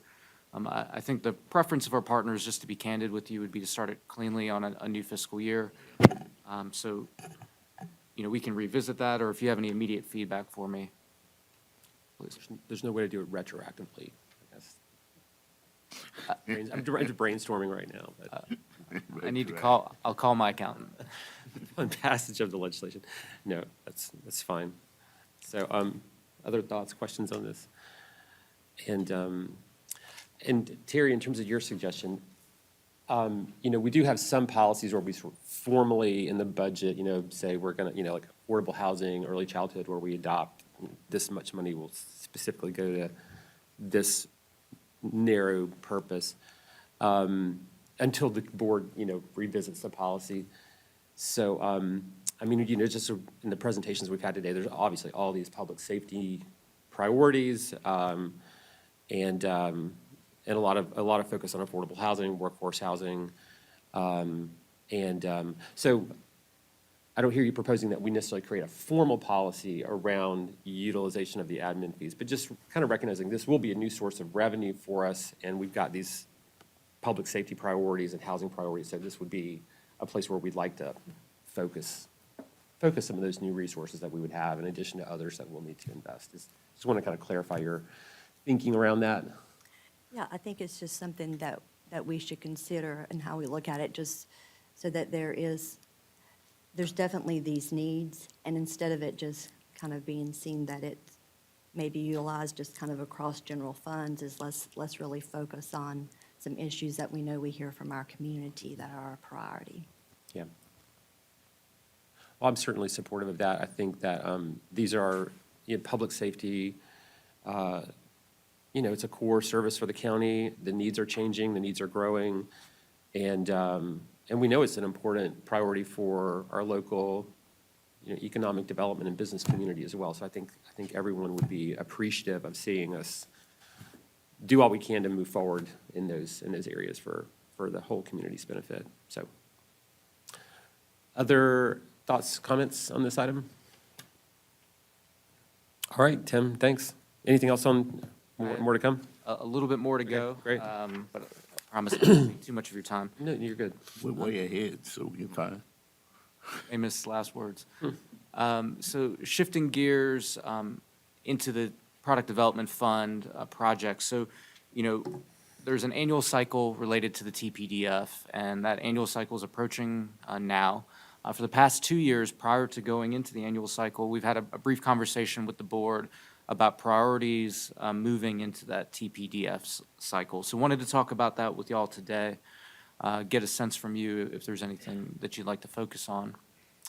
So here we have some product development fund milestones. These are tentative. There's not an official schedule published, but these are reasonably accurate. And so the schedule is it's a two-phase application process. Phase one is projected to open in April and then close in May. Phase two is kind of where phase one applications are brought back for additional questioning details. And so that would start in June, tentatively end in August, ultimately grant awards being made sometime in October of 2023. And so we've been through this life cycle a number of times. Last year, a lot of support for the Woodfin, Greenway, and Blueway. In the prior year, a lot of support for the Buncombe County Sports Park. And so as we move forward, wanted to get a sense from the commission today about what your priorities might be. We've got a slide here. This is really meant to spur some discussion, so want to hear from y'all. But in terms of priorities, we've listed here two big ones, and then the third, we'd like to hear from you extensively. So priority one relates to affordable/middle-income housing funding. And we've introduced this topic in the past about how this fund and these funds could be used to support the need for housing in our community, but also that supports the tourism and service-based industries. So here we list a handful of potential projects, and some of these should be familiar to you.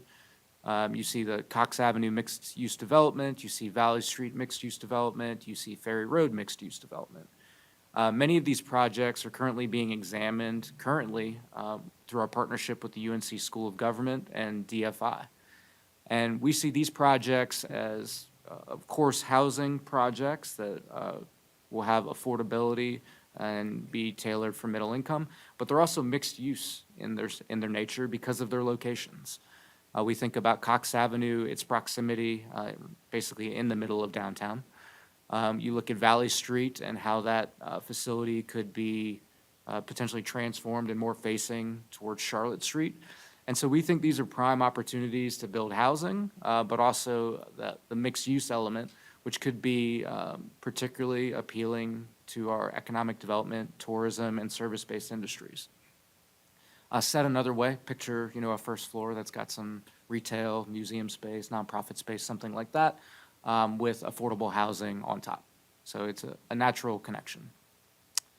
Next up, a pretty common priority in the product development lifecycle relates to public recreation, development, and expansion. And so here we give a couple examples. The first would be the Buncombe County Sports Park Recreation Destination. This, of course, refers to our Anka our Buncombe County Sports Park in Anka, where we've recently turfed and lighted fields, which are going to be used by the community, but will also serve as kind of a tourism draw for sports tourism. Those fields will be sort of green-lit, and there will be a grand opening in April. Look for an email from Allison Danes. But looking at moving forward and potentially adding additional turf and lighting there. The benefit of turf and lighting, we've got 7 fields, only 3 are turfed at this point. If we can turf another 3 to 6, what that means for us is more playable hours. If we add lights, same deal. You can play later into the day and throughout the year.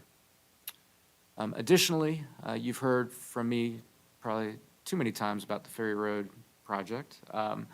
What we see there, again, is an opportunity to create housing, but also to complement that housing with public recreation amenities. Ferry Road is, not very far from our most popular river park, right there at Bent Creek. Of course, also across the street from the Arboretum. There are trails that are goat paths to get up to the parkway and other places. So we see this as a great opportunity to put some greenways and some passive recreation in the form of trails. That could be really exciting. So these are a couple priorities that we see either for the upcoming cycle or for future years, but also wanted to pause and then hear from y'all.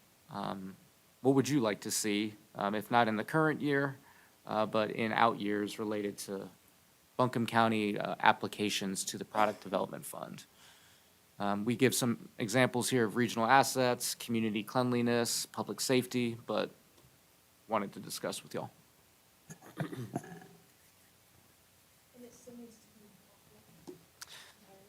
Correct. The capital is the primary requirement unless it's an existing asset, then there is the possibility of capital maintenance.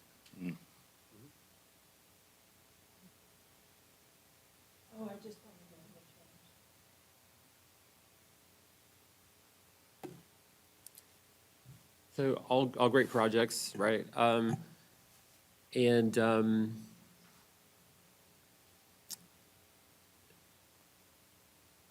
in terms of the process, Tim, so in this, for this cycle and future cycles, and there's 2 cycles per year now, is it every 6 months or is it every 12 months? It's just one cycle. One cycle, so it'll be this April, May, June, and then a year from then another cycle, so.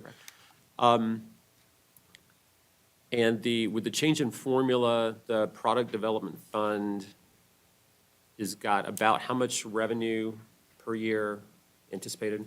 Sure, so it's the 36 million roughly, and then 33% of that, which, Okay, trying to do math in public, it's about 12 to 15 million. all right, great.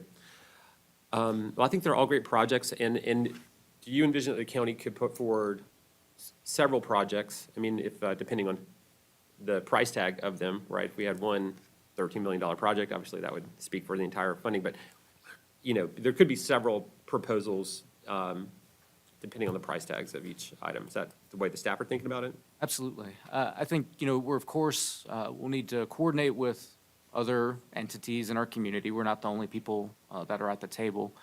But I really see it as sort of a CIP process, similar to what you've discussed today, where we're thinking not in the current year, but thinking about the next 3 to 5 years in terms of what we're trying to accomplish as a community. And so from that standpoint, I think we would see, you know, multiple housing projects sort of presented on a timeline over that 3 to 5 year period. Same thing with recreation amenities, but also any other priorities that you have that fall within the guidelines of the statute.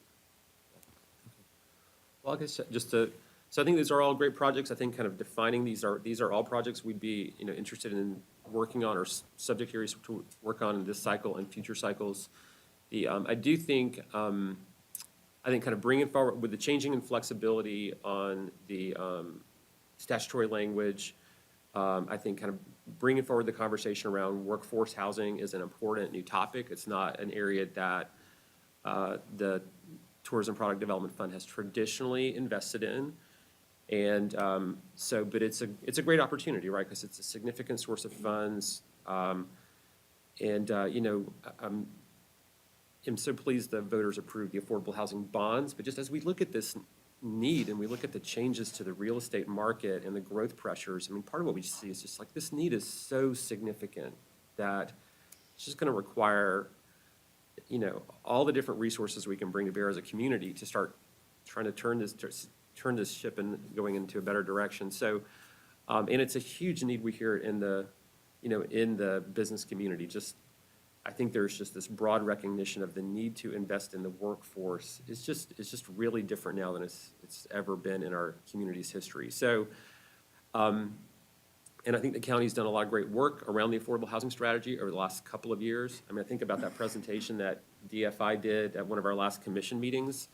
I think it'd be great to kind of share that same vision with the TDA around kind of a strategy around building a pipeline of LIHTC projects and how our community's investments leverage significant additional dollars to the community so that we are, you know, we're investing our funds, our collective funds in a way that really has a multiplier effect and kind of, you know, particularly for these downtown properties, but others like, you know, this idea of, you know, really multiple projects over time. So it might start in this cycle, but really what we'd love to see is kind of a partnership around a multi-year effort to build a large volume of affordable and workforce housing in partnership with TDA and other partners like the city, of course, especially in those properties that are particularly advantageous for the service sector and tourism industry, which obviously downtown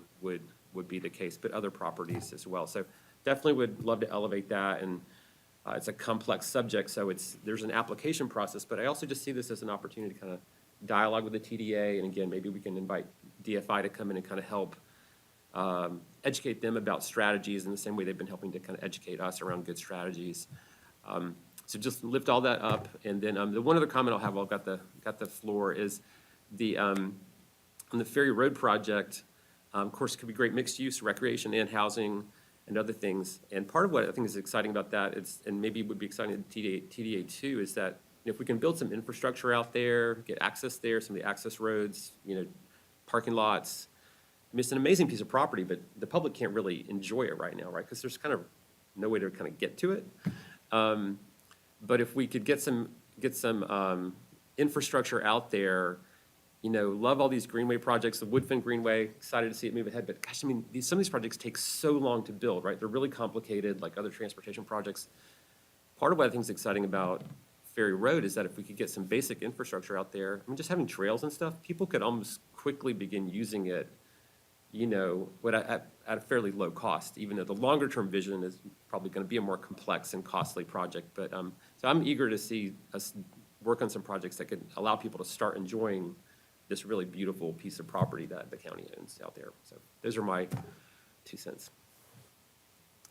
I would echo what Brownie said on those items. And then two more that I'd be interested in discussing. One is we know that from a workforce perspective, early child education is another huge priority for workers. And one of the things that we're talking about at the strategic level is the county supporting the creation of these early childhood and pre-K hubs, which are capital expenditures as we're looking at things like the Ferry Road project or Cox Avenue. That's sort of something that's in the mix.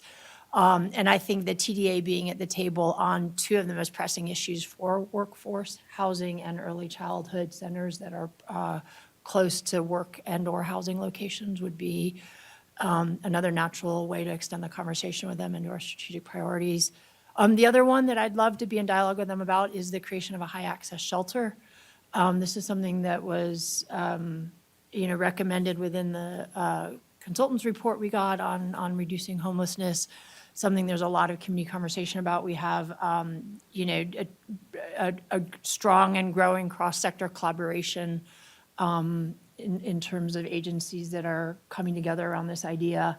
And I think the TDA being at the table for that would be important as well, particularly as we're all sort of thinking about the intersections of community safety and how we provide support to those who are sort of most in distress around homelessness and mental health issues and addiction. So I would love to front load these issues that I think we're working very hard on with many different partners to address and sort of see if this TDA is sort of ready to join those conversations and partnerships with us. I'm supportive of all those issues there that have been highlighted and shared. And I'd also be curious, in addition to what you have right here, just to hear more about some regional assets that you've been hearing about. I'd be curious to hear about that. And certainly the community cleanliness, I hear about this regularly, and it seems like that could tie in very well with, potentially with the TDA funds, with those priorities as well. So I'd be curious to hear how potentially that could work together. Sure. Glad to share, some just initial thoughts. And then, I think, as Commissioner Beach-Farrar said, the dialogue is critical with key partners. No entity, industry, individuals are immune from any of the big issues we're facing. And so I think we need to tackle them together. So related to regional assets, the big one would be obviously McCormick Field, and sort of, those discussions are ongoing. I think there's other assets of similar size and cost. Thomas Wolfe and the Civic Center obviously get questions from time to time, so thinking about the role that these funds could play there, those would be the big examples. There's also new examples that are proposed all the time, and I think in general, we look to sort of shore up our base before we build new assets, but new assets are proposed frequently, so thinking about those. In terms of cleanliness, I think just being very candid, I think DOT has traditionally been responsible for trash and litter pickup on our main roads and our gateways. Through budget challenges over the years, we've seen less and less of that trash and litter pickup, and I think they would admit to that. I don't think I'm saying anything out of line. And so I think we'd be very interested in how do we, revitalize is not the right word. How do we just clean, what we've got and make sure that all of Buncombe County, is what it should be, which is clean and cleaned up. So I think we'd love to talk about something along those lines. We've had some initial discussions with DOT on what it would take to go from where we're at today to where we're supposed to be, which is cleaning up all of our main roads. And so there's some dollar figures floating around there. Sybil Tate and her team, Dane Peterson, have led those discussions, and so we'll continue those. But there's no doubt that if we're talking about issues that are important to community, visitors, I mean, cleanliness is like first and foremost. So would certainly love to revisit those. Are those capital, I mean, can you fund that through capital? It sounds like a lot of operational costs. Those are operational costs. And so, I think there is a question, could we think more broadly about how occupancy taxes potentially could be used to support some of these areas? And so I think that's a discussion that needs to occur, so. Which would require change to the tax law? Well, Or are you, because you said it still has to be capital, even though capital is now more broadly defined, right? 100% of the dollars do have to be spent on capital. That's correct, and I think dialogue is key, so I'm just gonna share just a thought. We've had some discussions with other jurisdictions who view cleanliness of gateways, roads, downtowns, things like that, as the marketing of a jurisdiction. And so I think that's a conversation that we could continue. From the marketing portion? I think that is a valid discussion. Sounds awesome. Sounds like marketing to me. Best marketing. I'd just like to see dialogue and work with our partners. Can you speak a little bit to just at a strategy level? Like, does it make more sense for us to put 10 projects on the table and say, it's really important to us, or does it make sense to us to say, here's our 5 to 7 year timeline of housing projects that we're seeking partnerships and investments in? Here's our 5 to 7 year timeline around pre-K hubs or getting the high access shelter online, to really have a narrower scope where we can longitudinally describe those priorities, or to come forward and say, here's 12 things. Personal opinion, I think 12 things is hard. It's easy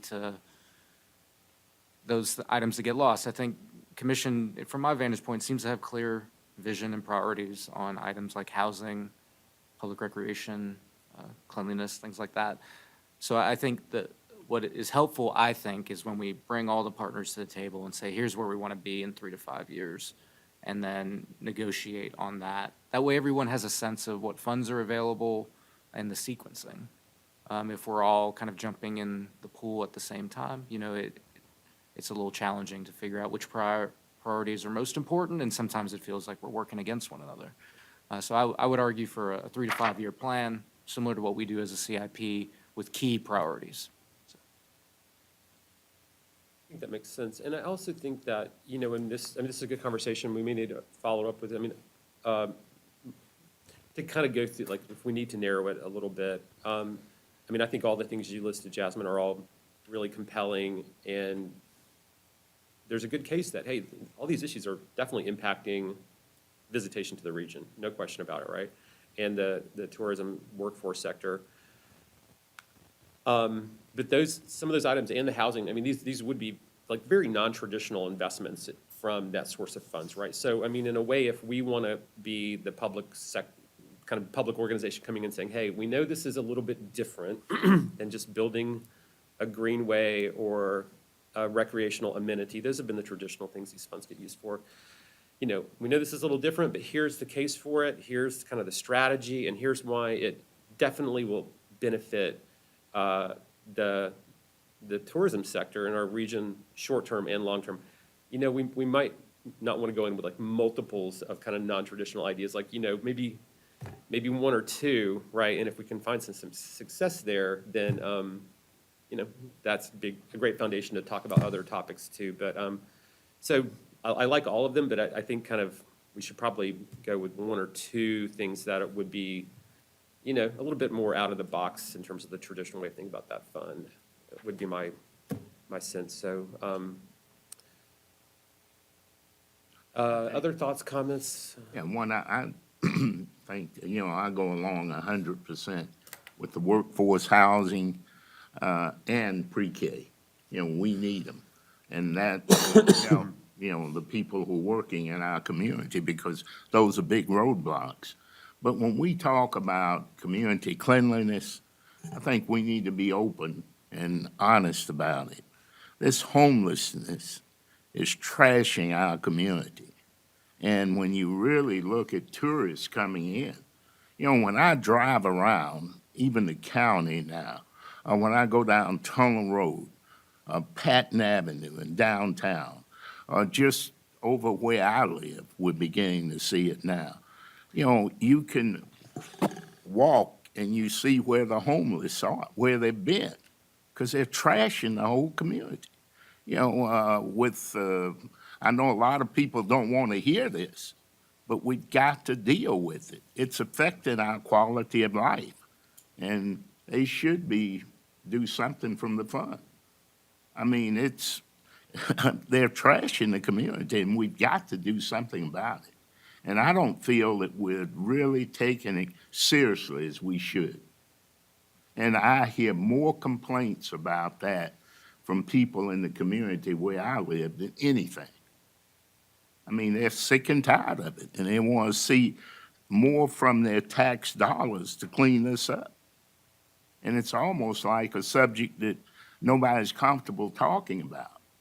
But we've got to put it on the table, and we got to do something about it. And I think tourism should be concerned about that, because it's affecting them, and it's going to affect them more if we don't clean it up. To Brownie's point, I would be very interested in continuing this conversation and brainstorming what would be our reach list in terms of creative use, and then focusing on some things that I know squarely would fall within acceptable uses or traditional uses around for early childhood education, for workforce housing, and for public safety. I think there's some very tangible, non-reach kind of goals we can set there, and that we'd all probably agree on and move us forward on a lot of the topics that we're talking about. So, I guess I want to take a moment to highlight how weird I find this conversation. Local government elected official 101 is spend other people's money to build things for your constituents. So I don't fault anybody in working towards that end. But what TDA has spent their money on historically, and what they continue to spend the bulk of their money on, is luring people of means and time here, and they end up moving here. And it's had serious implications on our housing market. It puts upward pressure on costs, and has and will continue to. And their express purpose and intent and hope with their dollars that they're spending today is to lure more people here to necessitate the construction of new hotels, not to maintain current levels of tourism. And so it has impacts on our ability to hire paramedics and pay them enough to live here. It has implications on our ability to find early childhood daycare workers to live here and to work here. It has, like I said, impacts on our housing market, and homelessness is at heart a housing problem. It happens to communities with housing problems and communities that are desirable for people to live in. It's not really a problem in Rust Belt cities as much. So Well, they all homeless. I just want to point that out, how strange it is that we're hoping to spend this money on things that I very much care about and believe in, from this place that's working against us in an anti-democratic way every day. well, we have made further reform of the TDA, of the tax, a top legislative priority. So, I think our jobs are to advocate for the kind of policy we really think makes sense for the future. But there's also funds that come in today, and we get to kind of have our opinions about how to invest those. So there's working with it as it exists today and working to change it. And I think we're trying to do both. And, on the homelessness issue, I don't think anybody in the tourism industry would debate whether that's an important issue. I think they would say it's a very important issue. I think the question would be whether, there's just a lot of different perspectives in the community about what to do about it. There's not a debate about, is it a problem? It's a huge problem. The question is, what are we going to do about it? And there's frankly a lot of controversy around different proposed solutions, right? Some things that a lot of people would say, this is an important part of a high access shelter. I totally agree with that. But there's not a consensus in the community around that issue currently, including within the business community, right? Many of the people in the business community, just to be this is not a secret to anyone, they opposed the continuation of the Ramada Inn high access shelter, right? There were a lot of concerns around it. So I think the question around whether we wanted to, if we could bring a project forward to address the issue that would have a lot of support, it might resonate well. But the question is, what would that specific project be? And would the different projects that we might be interested in, would there be enough support within the group of people who currently are charged with making those decisions? Would it resonate enough with all of them? That would be the question I would have about whether to kind of find some homelessness solution-related project to advocate for. So I don't know if there's any particular projects that would come to mind, but I think that would be the challenge, not people debating whether it's an important challenge we're facing, but like what to do about it. Other thoughts on this for this morning? All right, Tim, so I would suggest, so there's things are gonna start happening pretty quickly here. I'm wondering if, we could have a follow-up conversation around this between now and when kind of key decisions need to get made. And maybe it's just kind of taking some of what the staff are hearing this morning and coming back with a little bit more specifics in terms of the different project ideas.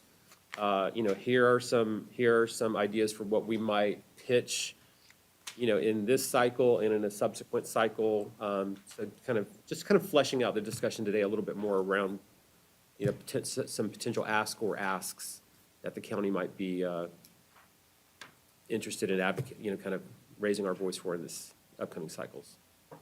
Yes. Is this slide, Yes, we have one wrap-up slide. oh, okay. I'll let you present it and then have some questions. Yep, and this is it, I promise. Recommended moving forward in the current year, staff recommendation open, obviously, to hear from commission, would be pushing McCormick Field forward as a priority, up to 50% of the selected project. In future years, looking at affordable housing as well as Buncombe County Sports Park for future year recommendations. We haven't sequenced those. These are just sort of the low-hanging fruit from a staff perspective, but of course would be open to, any thoughts from commission. And to your point, Chair, we're glad to bring something back for future discussion with this board if you'd like more time to think on it, so. Does up to 50% mean what I think it means? Yeah. What does that mean? So the TDA has the ability to fund up to 50% of any given project, any capital project, and so our recommendation would be to fund up to. Oh, for TDA? Correct, up to not for commission to fund up to 50%. To fund up to 50% of the total need. Correct, yes.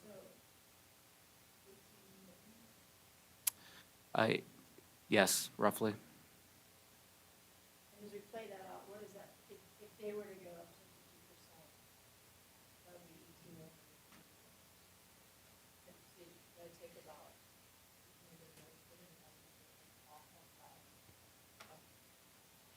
Just to make sure we're sort of tracking the logic on this, if they were to say yes to that, we'll come in at 50% over 18 years.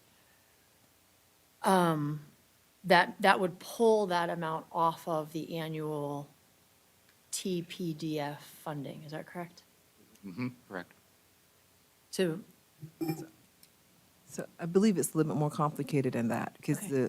if it's 50% over the 20 years, you're talking debt service, and that is a different cap than the 50% lump sum on the front end. oh, can you walk us through then? Maybe I've misunderstood. If,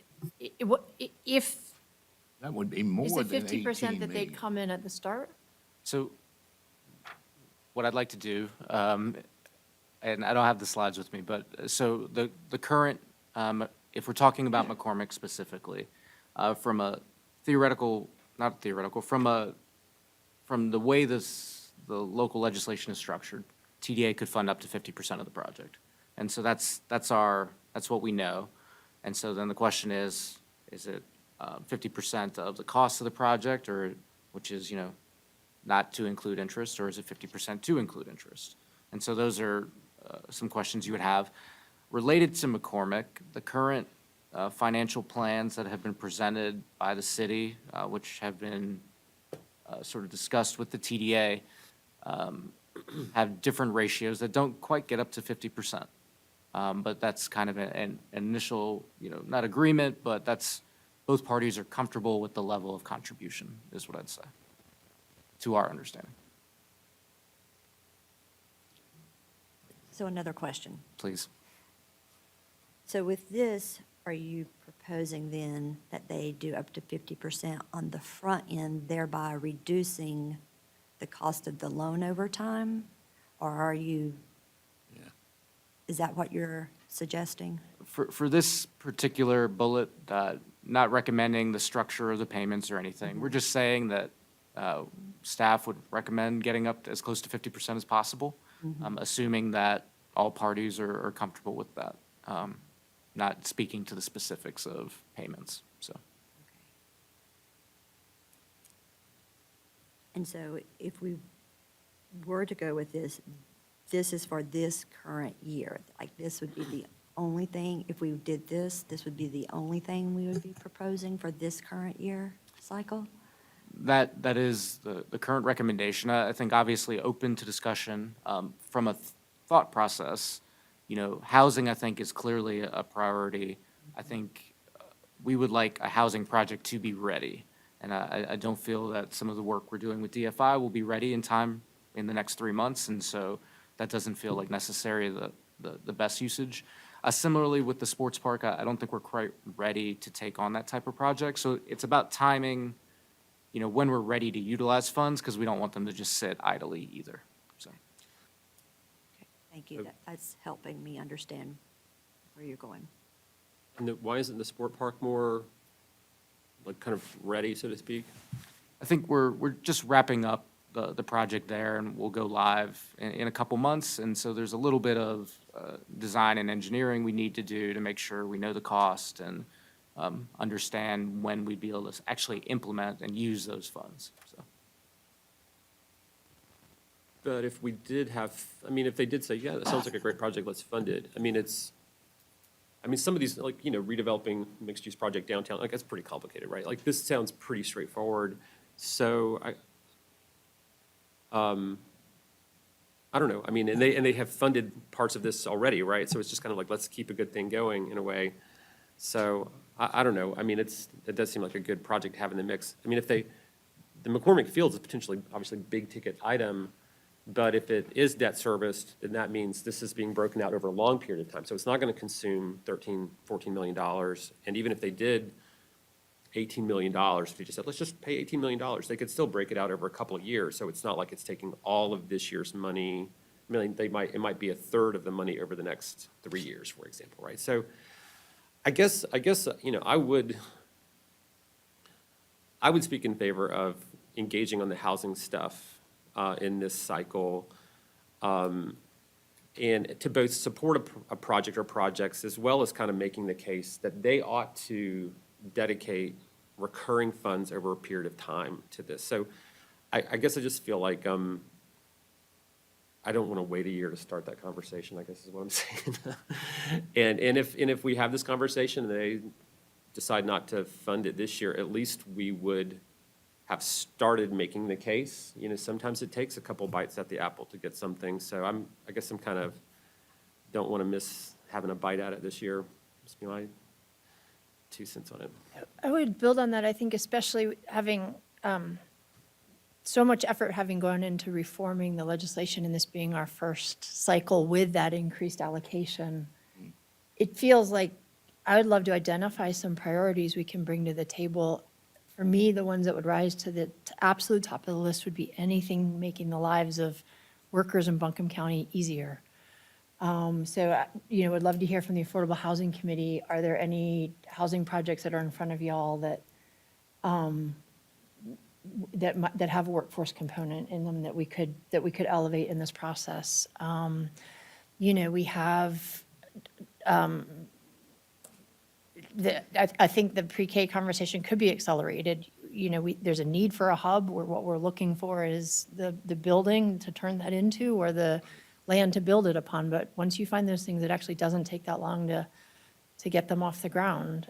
So I guess, you know, I feel a keen sense of urgency based on what I hear from community members about the extent to which they are struggling and the people they rely on are struggling. And that includes everyone from our Buncombe County employees, our paramedics, to teachers, to people who can't go to work because they don't have childcare, or who, you know, can't take a job here because they can't afford to live here. So I will say the same thing in every single conversation we have. It's going to start to sound like a broken record, but I don't know how else to convey the extent to which I hear this elevated as a community concern in every single conversation. And to Parker's point, if it's not the top level concern people express, it's the root cause.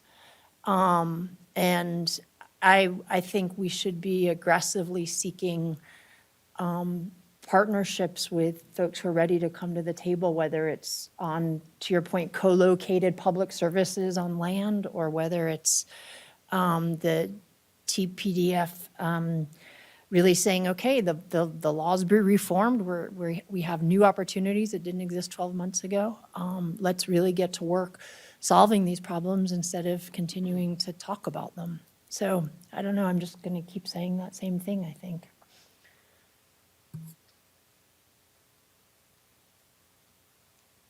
All right.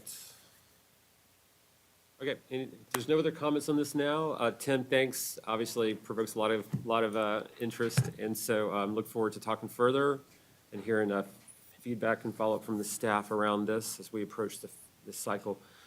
I think that completes everything that was on our kind of published agenda. Are there any other topics the staff wanted to get feedback on at this meeting?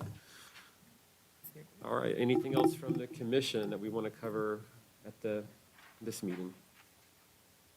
Thank you all for making time for Great. this. Yep, great presentations. Appreciate everyone's great job, great work. All right, we're adjourned.